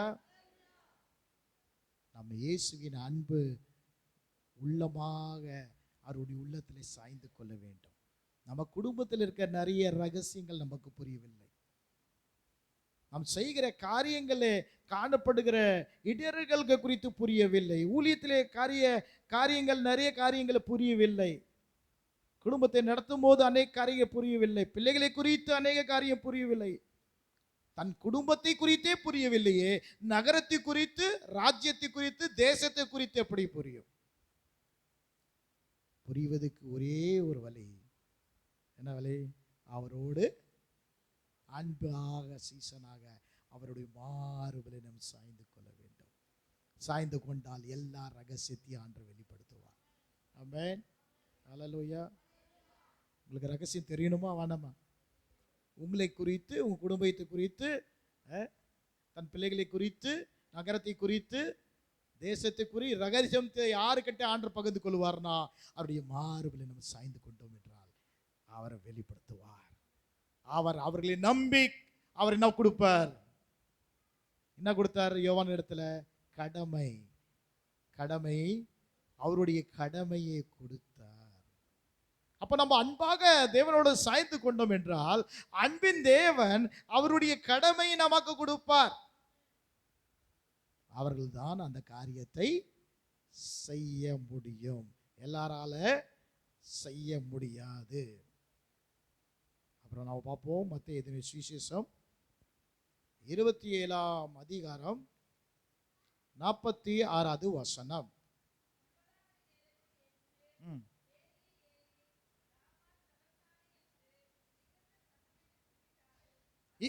இங்க பாருங்க, அவர் என்ன சொல்றாரு? ஏலி ஏலி லமா சபாக்தானி, என் தேவனே என் தேவனே ஏனடி கைவிட்டீர் என்று வேண்டுதல் செய்கிறார். ஆமென், அல்லேலூயா. முதல் வார்த்தையில நாம் பார்த்தோம், அவர் என்ன பண்றாரு? சொல்லுங்க, என்ன பண்றாரு? மன்னிக்கிறார், மன்னிப்பு. இரண்டாவது வார்த்தையில நம்பிக்கை, நம்பிக்கை ஊற்ற வார்த்தை. மூன்றாவது வார்த்தையை நாம் பார்க்கிறோம், அவர் தன்னுடைய கடமை செய்கிற வார்த்தை, கடமை. நாலாவது வேண்டுதல் செய்கிறவராய் இருக்கிறார். ஆமென், அல்லேலூயா. நாம் வேண்டுதல் செய்கிறவராய் இருக்க வேண்டும்.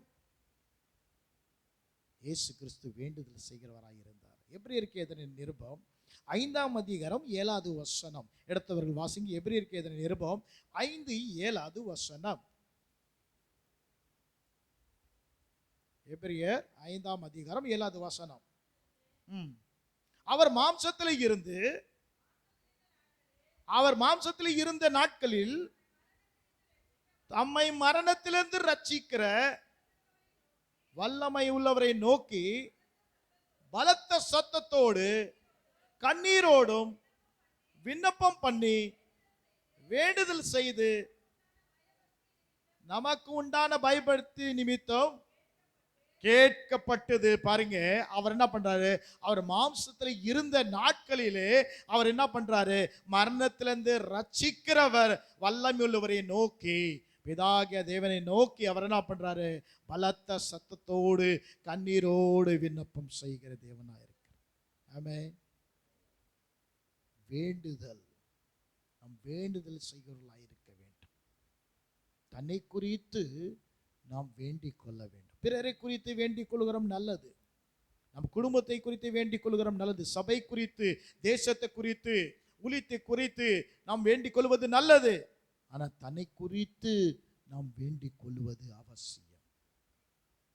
இயேசு கிறிஸ்து இங்கே சுட்டி காட்டுகிறார், வேண்டுதல் செய்கிறவராக நாம் வார வேண்டும்.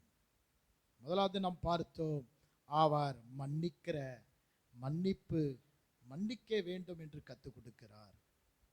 இரண்டாவது, நம்பிக்கைக்குரிய வார்த்தையை கற்றுக் கொடுக்கிறார்.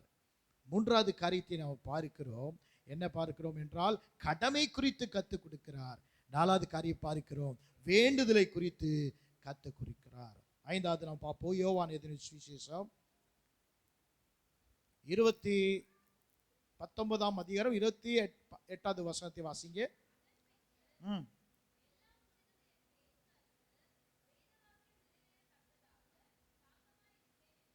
தாகமாயிருக்கிறேன் என்ற ஐந்தாவது மொழி இந்த ஒரு வார்த்தை என்ன என்றால் தாகமாய் இருக்கிறேன். அவருக்குள்ள ஒரு ஏக்கம் உண்டு.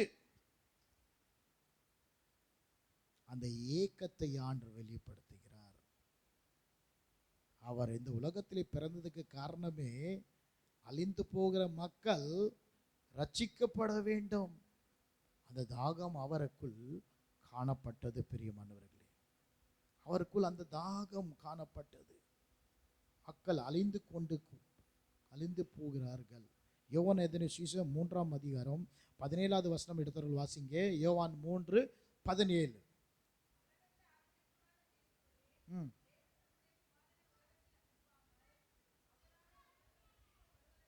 அவராலே உலகம் ரட்சிக்கப்படுவதற்காகவே அவரை அனுப்பினார். அவர் கூட இருக்க த்ரஸ்ட், அவருக்கு இருக்க தாகம் என்ன என்றால் உலகம் ரட்சிக்கப்பட வேண்டும். ஒரு தாகம், ஒரு ஏக்கம் அவருக்குள் காணப்பட்டது. தேவனாகிய இயேசு கிறிஸ்து கிட்ட காணப்பட்ட ஏக்கம் நமக்குள் இருக்கிறதா? தரங்கம்பாடி நாங்கள் கடந்து சென்றிருந்தோம். அங்கே பர்த்தலோமியோ சீகன் பால் ஒரு வாலிபனாய் 1718 ஆண்டுல தமிழ்நாடுக்குள் பிரவேசிக்கிறார். அவருக்குள் இயேசு கிறிஸ்து குறித்து ஒரு ஏக்கம் இருந்தது. ஒரு வாலிபனாய் இருக்கும்போது ஜெர்மனி நாட்டிலிருந்து அவர் கடந்து வருகிறார்.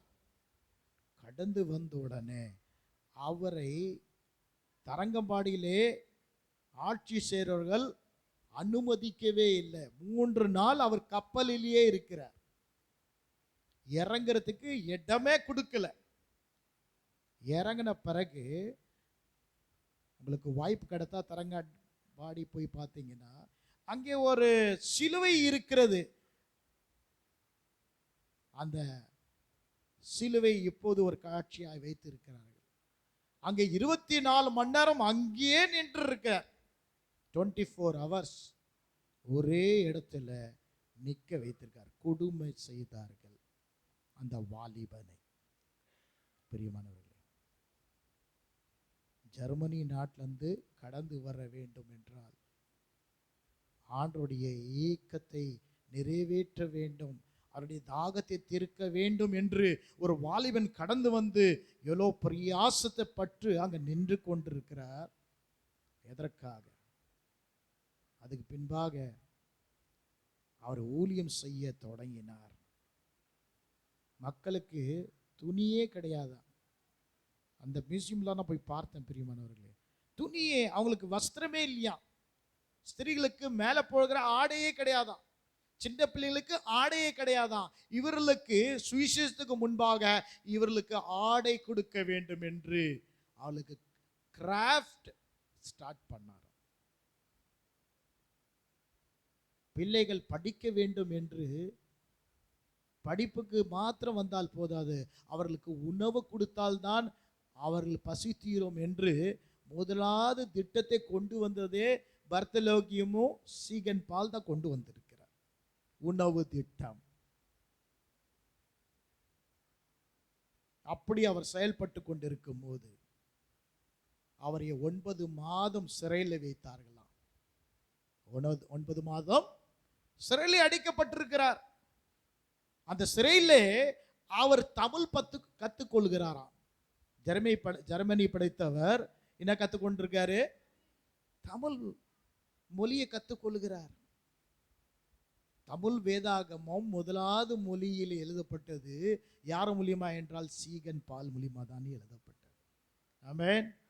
இன்றைக்கு உங்க கிட்ட இருக்க எல்லா தமிழ் மொழி வேதாகத்தை எழுதி கொடுத்தவர் யார் என்றால் யாரு? சீகன் பால். 9 மாதம் சிறையில் இருந்து அவர் தமிழ் மொழியை கற்றுக்கொண்டு தேவனுடைய ஏக்கத்தை, அவருடைய காரியங்கள் ஜனங்கள் அறிந்து கொள்ள வேண்டும் என்ற ஆவலோடு அவர் செயல்பட்டு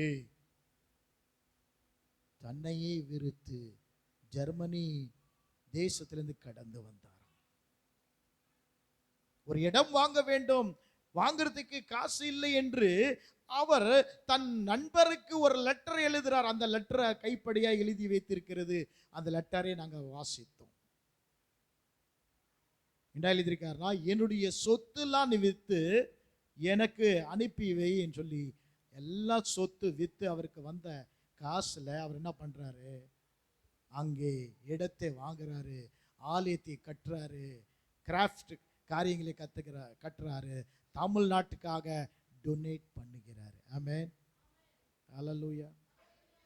300 வருடத்துக்கு முன்பாக கட்டப்பட்ட அந்த ஆலயத்தில் பேசுறதுக்கு ஆண்டவர் எனக்கு ஒரு வாய்ப்பை கொடுத்தார்.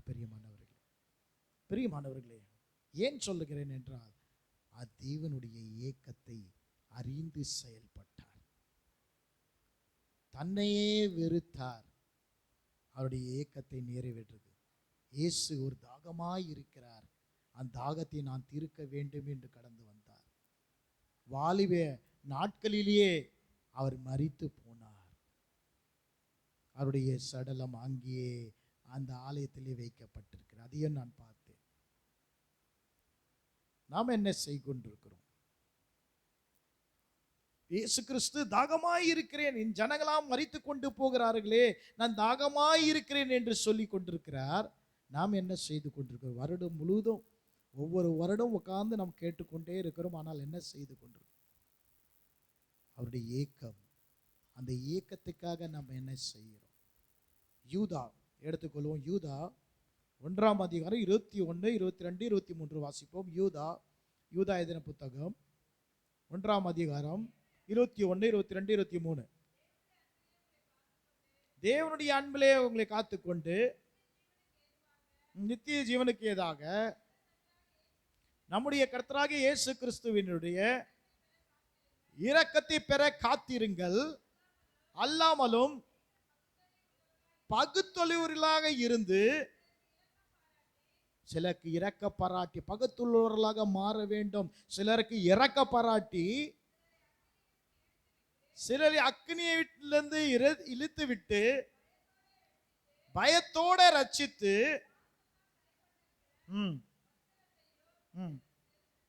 வெறுத்து தள்ளுங்கள். போதும். பாருங்க, இங்க என்ன சொல்லப்பட்டிருக்கு? நாம் என்ன பண்ண பகுத்தறிவுள்ளாக இருந்து சிலருக்கு இரக்கம் செய்ய வேண்டுமா? அக்னிக்கு இரையாகிறவர்களை இழுத்து விட வேண்டுமா? நரகம் எப்படி இருக்கிறதா? அக்னி சுவாலியாக இருக்கிறதா? அந்த அக்னிக்கு இரையாகிற உங்களுடைய குடும்பத்தின் அங்கத்தர்கள், நண்பர்கள், சகோதரிகள் சார்ந்திருக்கிறவர்களை நாம் என்ன செய்ய வேண்டும்? இழுத்து விட வேண்டும். அதுதான் ஆண்டருடைய ஏக்கமாக காணப்படுகிறது, ஆண்டருடைய தாகமாக காணப்படுகிறது. நாம் என்ன செய்து கொண்டிருக்கிறோம்? ஒரு சீகன் பால் தமிழ்நாடுக்கு கடந்து வந்தார். ஒரு வில்லியம் கேரி வெஸ்ட் பெங்காலுக்கு கடந்து வந்து ஒரு 17 மொழியில என்கிட்ட இருக்க ஹிந்தி வேதாகத்தை அவர் பிரிண்ட் பண்ணியிருக்கிறார். அதற்காக நிறைய காரியங்களை விட்டார்கள். அவங்க பையன் பைத்தியம் ஆயிட்டான். வில்லியம் கேரி பையன் என்ன ஆயிட்டான்? பைத்தியம் ஆயிட்டான். அவங்க மகன் செத்துட்டான் என்று அவர் தன் கையினாலே கொத்தி யாருமே இல்லை என்று பரியில் செய்யும் போது, அடக்கம் செய்யும் போது அவங்க மனைவி பார்த்து பைத்தியம் ஆயிடுச்சான். யாருமே இல்லை, சுவிசேஷத்தை சொன்னது யாருமே. முதல் முறையாக அவர் ஊழியம் செய்யும் போது அந்த ஊழிய பகுதியில் அவன் மகன் இறந்து விட்டான். அவர் அதை அடக்கம் பண்றதை பார்த்து அவங்க மனைவி பைத்தியம் ஆகிவிட்டது. அவர் வீட்டில் பூட்டி போயிட்டு அவர் போய் அங்க என்ன பண்ணுவாராம்? அவர் வேதாகத்தை அச்சு அடிப்பாராம். எல்லாத்தையும் ரெடி செய்து வந்து விட்டார். அதை கொளுத்தி விட்டார்கள். அங்க எவ்வளவு பாடுகள் பட்டார்கள். ஒவ்வொரு மிஷனரிகள் எவ்வளவு பாடுகள் பட்டார்கள். எதற்காக? இயேசு தாகமாக இருக்கிறார், அவருடைய தாகத்தை நான் தீர்க்க வேண்டும். ஆமென், ஹல்லேலூயா. நாம் அவரை நோக்கி பார்க்கிறோமா, தியானிக்கிறோமா? இயேசுடைய தாகம் என்ன என்றால் அழிந்து போகிற ஆத்துமாக்களை ரட்சிக்க வேண்டும். நம்ம சுற்றில எவ்வளோ ஆத்துமாக்கள் இருக்குது. நம்ம ரட்சிக்கிறதுக்காக என்ன செய்கிறோம்? ஜெபிக்கிறோமா? அவங்களுக்காக சாட்சியாக வாழுகிறோமா? அவங்களுக்கு கர்த்தருடைய அன்பை சொல்லுகிறோமா? அவர்களே அக்கினிக்கு இரையாக போகிறவரை இழுத்து விடுகிறோமா? என்ன செய்கிறோம்? அவருடைய தாகம் தீர வேண்டும் என்று இயேசு கிறிஸ்து விரும்புகிறார். அதை அறிந்து ஸ்ரீகன் பால் இந்த தேசத்துக்கு கடந்து வந்தார். வில்லியம் கேரி இந்த தேசத்துக்கு கடந்து வந்தார்.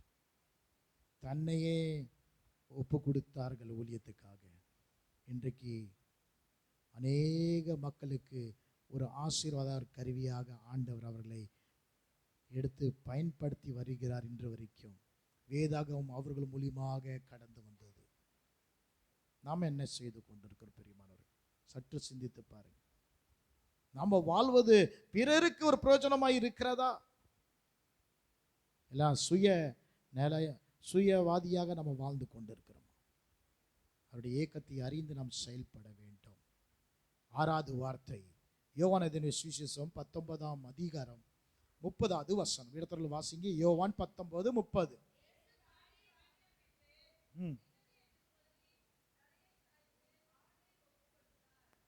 நிறைவேறினது என்று சொன்னார். என்ன சொல்லுகிறார் அங்க? எல்லாம் எல்லாம் நிறைவேறினது.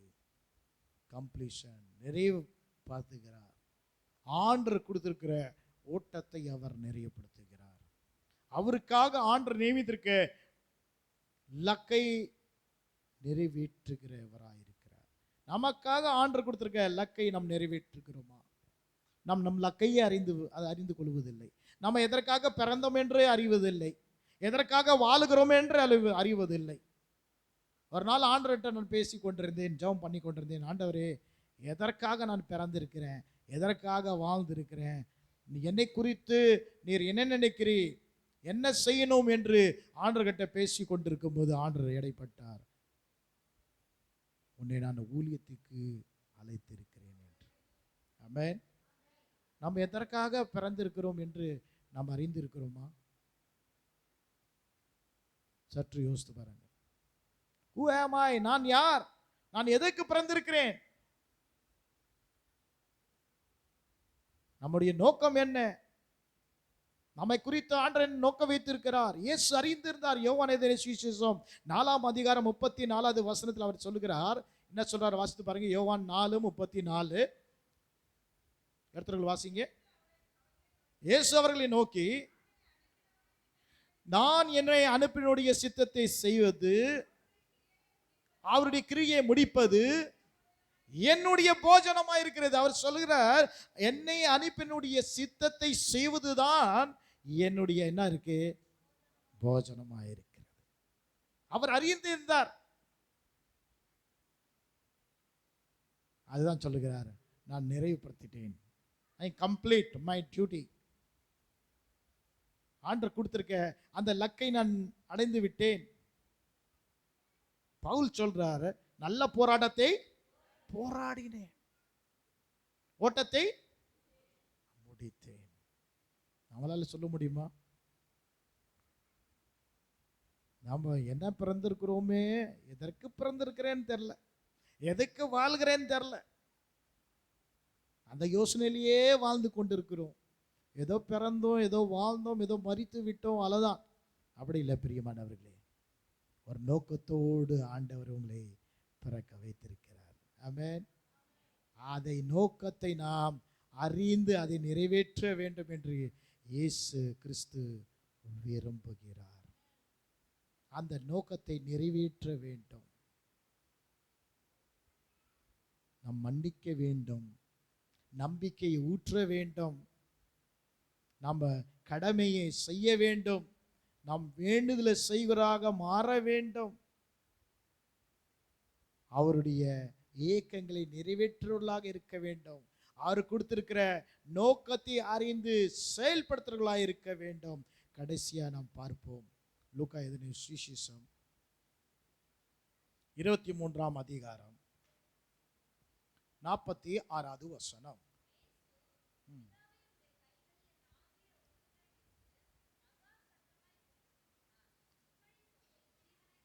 இப்படி சொல்லி ஜீவனை விட்டார். இயேசு கிறிஸ்து 7வது ஒரு வார்த்தை சொல்லுகிறார்.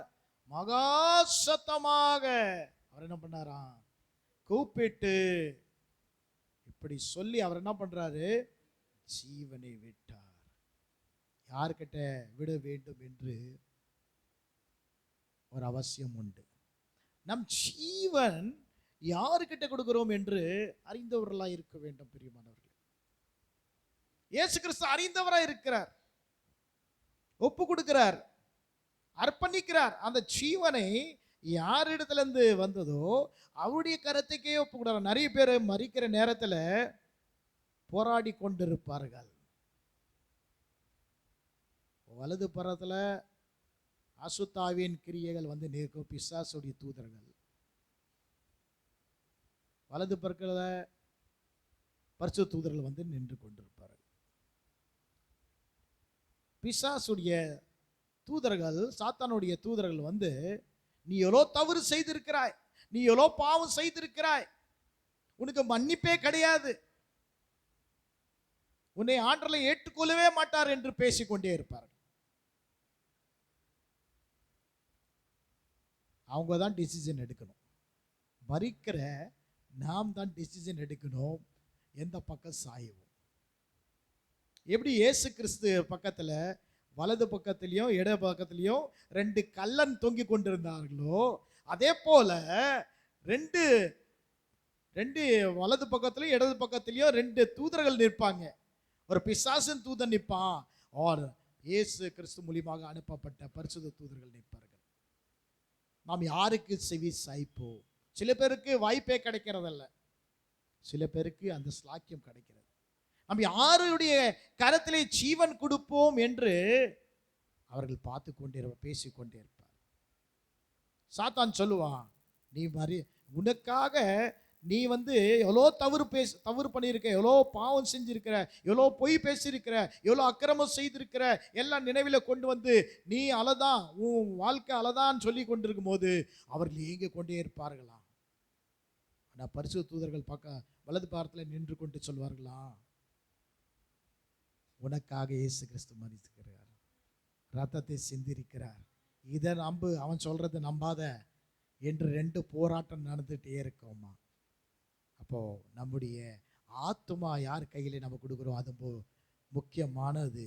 இங்கே இயேசு கிறிஸ்து என்ன பண்ணுகிறார் பிரியமானவர்களே, தன்னுடைய ஜீவனை, தன்னுடைய ஆவியை பிதாவுடைய கரத்தில் என்ன பண்றாரு, ஒப்பு கொடுக்கிறார் என்று நாம் பார்க்கிறோம். வாசித்து பாருங்க, ரோமருக்கு எத்தனை நிருபம் 8ஆம் அதிகாரம் 11வது வசனம். ரோமருக்கு எத்தனை நிருபம் 8:11.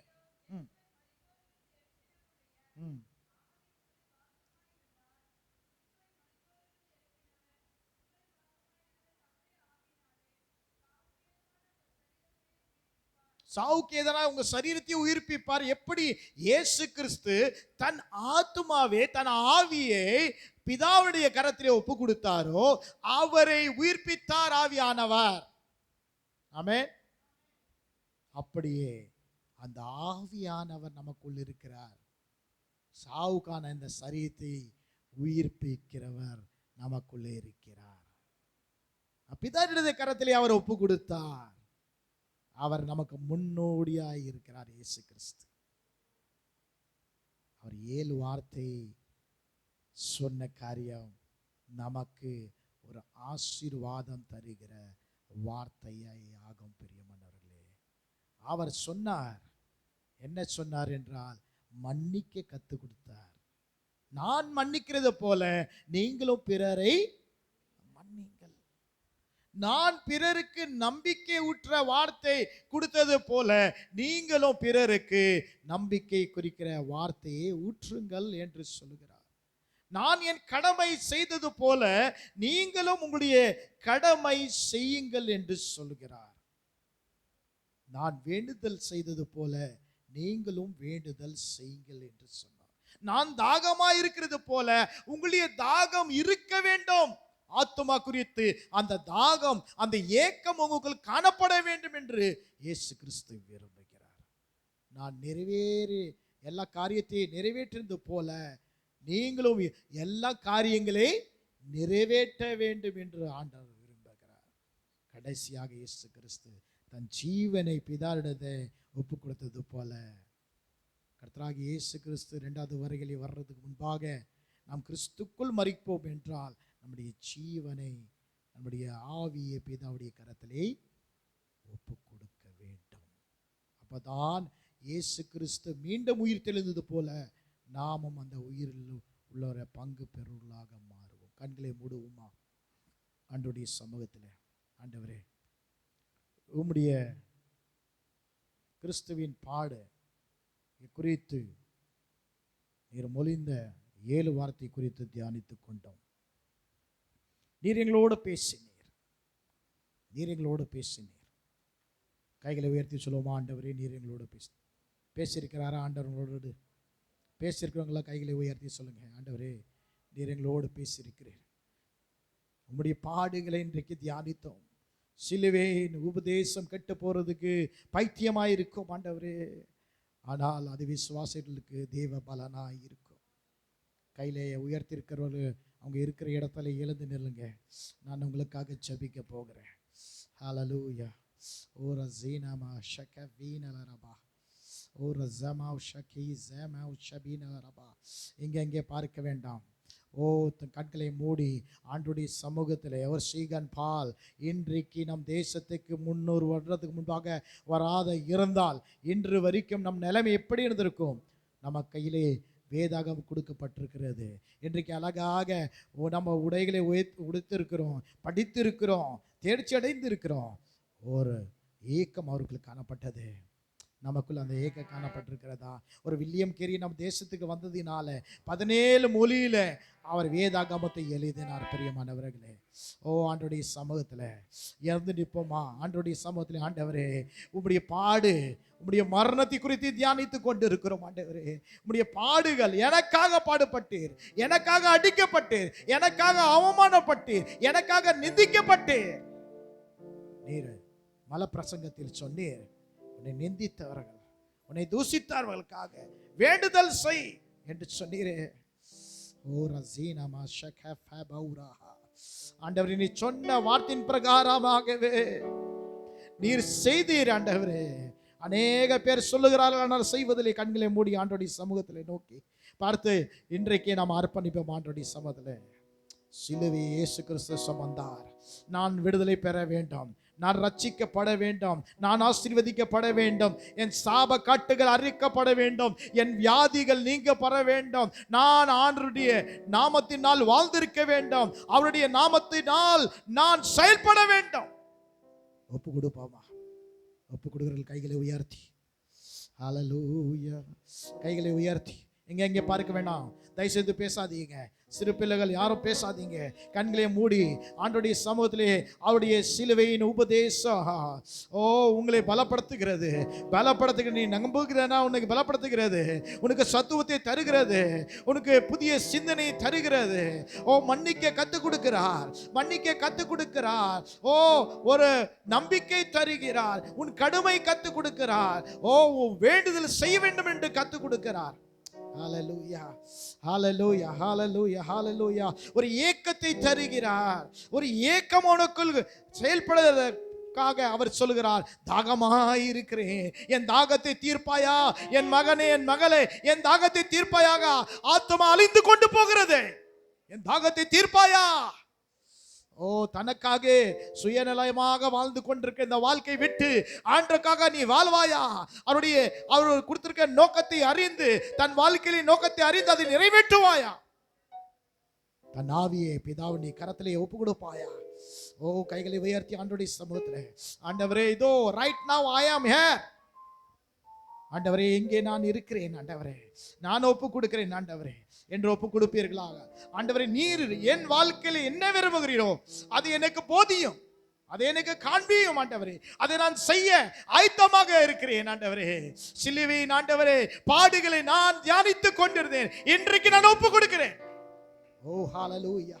கைகளை உயர்த்தி ஆண்டவருடைய சமூகத்தில் ஒரு நிமிடம் தாமதம் ஏன் மகளே, தாமதம் ஏன் மகளே? இன்றைக்கு ஆண்டவர் உன்னோட பேசிக் கொண்டிருக்கார். ஆவியானவர் சொல்லுகிறார், காது உள்ளவர்கள் கேட்க கடவர்கள். ஆவியானவர் இடைப்படுகிறார். உனக்கு காது இருந்தால் நீ கேட்டு அவனுடைய வார்த்தைக்கு ஒப்புக்கொடு. ஆண்டவர் பெரிய காரியங்களை உன் மூலமாக செய்ய போகிறார். நீ பார்க்க போகிற ஒரு பெரிய மாற்றத்தை பார்க்க போகிற, உன் வாழ்க்கையிலே ஒரு பெரிய மாற்றத்தை ஆண்டவர் செய்ய போகிறார். என்னை நேசிக்கின்றாயா,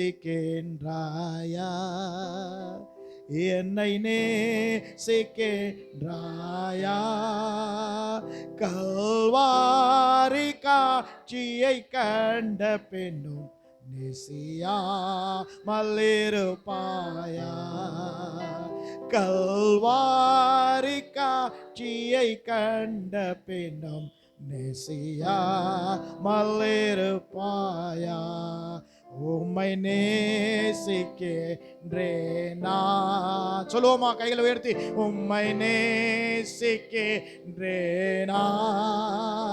கல்வாரி காட்சியை கண்ட பெண்ணும் நேசியாமல் இருப்பேனோ, கல்வாரி காட்சியை கண்ட பெண்ணும் நேசியாமல் இருப்பேனோ. ஆமாண்டவரே, நாங்கள் நேசிக்கிறோம் ஆண்டவரே. உம்முடைய கல்வாரி சிலுவை கண்டு இன்றைக்கு தியானித்து இருக்கிறோம் ஆண்டவரே. உம்மை நேசிக்கிறோம் ஆண்டவரே. எங்களை அர்ப்பணிக்கிறோம் ஆண்டவரே. உம்முடைய உபதேசத்தை கேட்ட நாங்கள் அதை நிலைத்து இருக்க எங்களுக்கு கிருபை தருவீராக, பலன் தருவீராக, சத்துவத்தை தருவீராக, வரங்களினாலே நிரப்புவீராக, உம்முடைய ஏக்கத்தை தருவீராக, உம்முடைய பாரத்தை தருவீராக ஆண்டவரே. எடுத்து பயன்படுத்துவீராக. உமக்காக ஆண்டவரே வெடிவெளி நட்சத்திரமாக பிரகாசிக்கிறவர்களாக மாற்றுவீர். Glory to God. Glory to God. Hallelujah.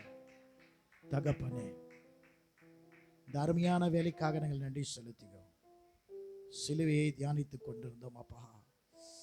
ஓ, எங்களுக்காக எவ்வளோ பாடுபட்டீர், எவ்வளோ நிந்திக்கப்பட்டீர், எவ்வளோ அவமானப்பட்டீர் ஆண்டவரே. உம்மை ஆண்டவரே துப்பினார்களே, உம்மை ஆண்டவரே அறைந்தார்களே. என்னுடைய பாவத்துக்காக, என்னுடைய அக்கிரமங்களுக்காக, என்னுடைய மீறுதலுக்காக, என்னுடைய சாபங்களுக்காக, என்னுடைய வியாதிகளுக்காக, என்னுடைய அசுத்தங்களுக்காக நீர் அடிக்கப்பட்டீர், நொறுக்கப்பட்டீர். நீர் எங்களோடு இடைப்பட்டீர் ஆண்டவர். மன்னிக்க கத்து தருகிற தேவன் நீரப்பா. நம்பிக்கை தருகிற தேவன், கடமையை கத்து தருகிற தேவன், வேண்டுதல் செய்ய கத்து தருகிற தேவன், உம்முடைய ஏக்கத்தை ஆண்டவரை விளங்க செய்கிற தேவன், அதை நிறைவேற்ற வேண்டிய லக்கை எங்களுக்குள் முன்னாக வைக்கிற தேவன், எங்களை முழுதுமாக பிதாவுடைய கரத்திலே அர்ப்பணிக்க சொல்லி தருகிற தேவன். நீர் எவ்வளோ அன்பான தேவன் அப்பா. உம்முடைய அன்புக்கு நாங்கள் அடிமை என்று கைகளை உயர்த்தி ஆண்டவருடைய சமூகத்தில் வாய் திறந்து சொல்லுவோமா? ஆண்டவரே, உம்முடைய அன்புக்கு நாங்கள் அடிமை. வாய் திறந்து சொல்லுங்க, உம்முடைய அன்புக்கு நான் அடிமை ஆண்டவரே. நீ சொல்லுவதெல்லாம் செய்வோம் ஆண்டவரே. நீர் போகிற பகுதியெல்லாம் நாங்கள் கடந்து செல்வோம் ஆண்டவரே. உம்முடைய ஏக்கத்தை நாங்கள் நிறைவேற்றுவோம் ஆண்டவரே. உங்க தாகத்தை நாங்கள் நிறைவேற்றுவோம் ஆண்டவரே. உமக்காக நாங்கள் வாழுவோம் ஆண்டவரே. உமக்காக நாங்கள் ஜீவிக்கும் ஆண்டவரே. உம்முடைய நாமத்தை போற்றுவோம் ஆண்டவரே. உம்முடைய நாமத்தை மாத்திரமும் பறைசாட்டுவோம் ஆண்டவரே. உம்முடைய ராஜ்யத்தை நாங்கள் கட்டுவோம் ஆண்டவரே. உம்முடைய சித்தத்தை நிறைவேற்றுவோம் ஆண்டவரே. எங்களுக்கு பலனை தருவீராக, கிருபை தருவீராக, சுகத்தை தருவீராக, விடுதலை தருவீராக, ஆசீர்வாதத்தை தருவீராக. பரிசுத்த தகப்பனே, இயேசுவின் நாமத்தினால் இந்த நாள் ஆண்டவரே நீர் எங்களோடு இடைப்பட்டீர். நமக்கு நாங்கள் நன்றி செலுத்துகிறோம். அர்ப்பணம் செய்த ஒவ்வொரு பிள்ளைகள் மேல் உம்முடைய கிருபையின் கரம் இறங்கட்டும் ஆண்டவரே. தொடர்ந்து உம்முடைய நாமத்தின் நிமித்தம் வாழ்ந்திருக்க, சுவித்திருக்க, சாட்சியாக ஜீவிக்க கிருபை தாங்க. உம்முடைய வல்லமை கரம் இவருமே தங்கி இருக்கட்டும் அப்பா. அப்பா, உம்முடைய தாசனை, அவருடைய குடும்பத்தை, அவரோடு இணைந்து செயல்படுகிற ஒவ்வொருடைய ஊழியர்களையும் உடைய கரத்தில் தருகிறோம் அப்பா.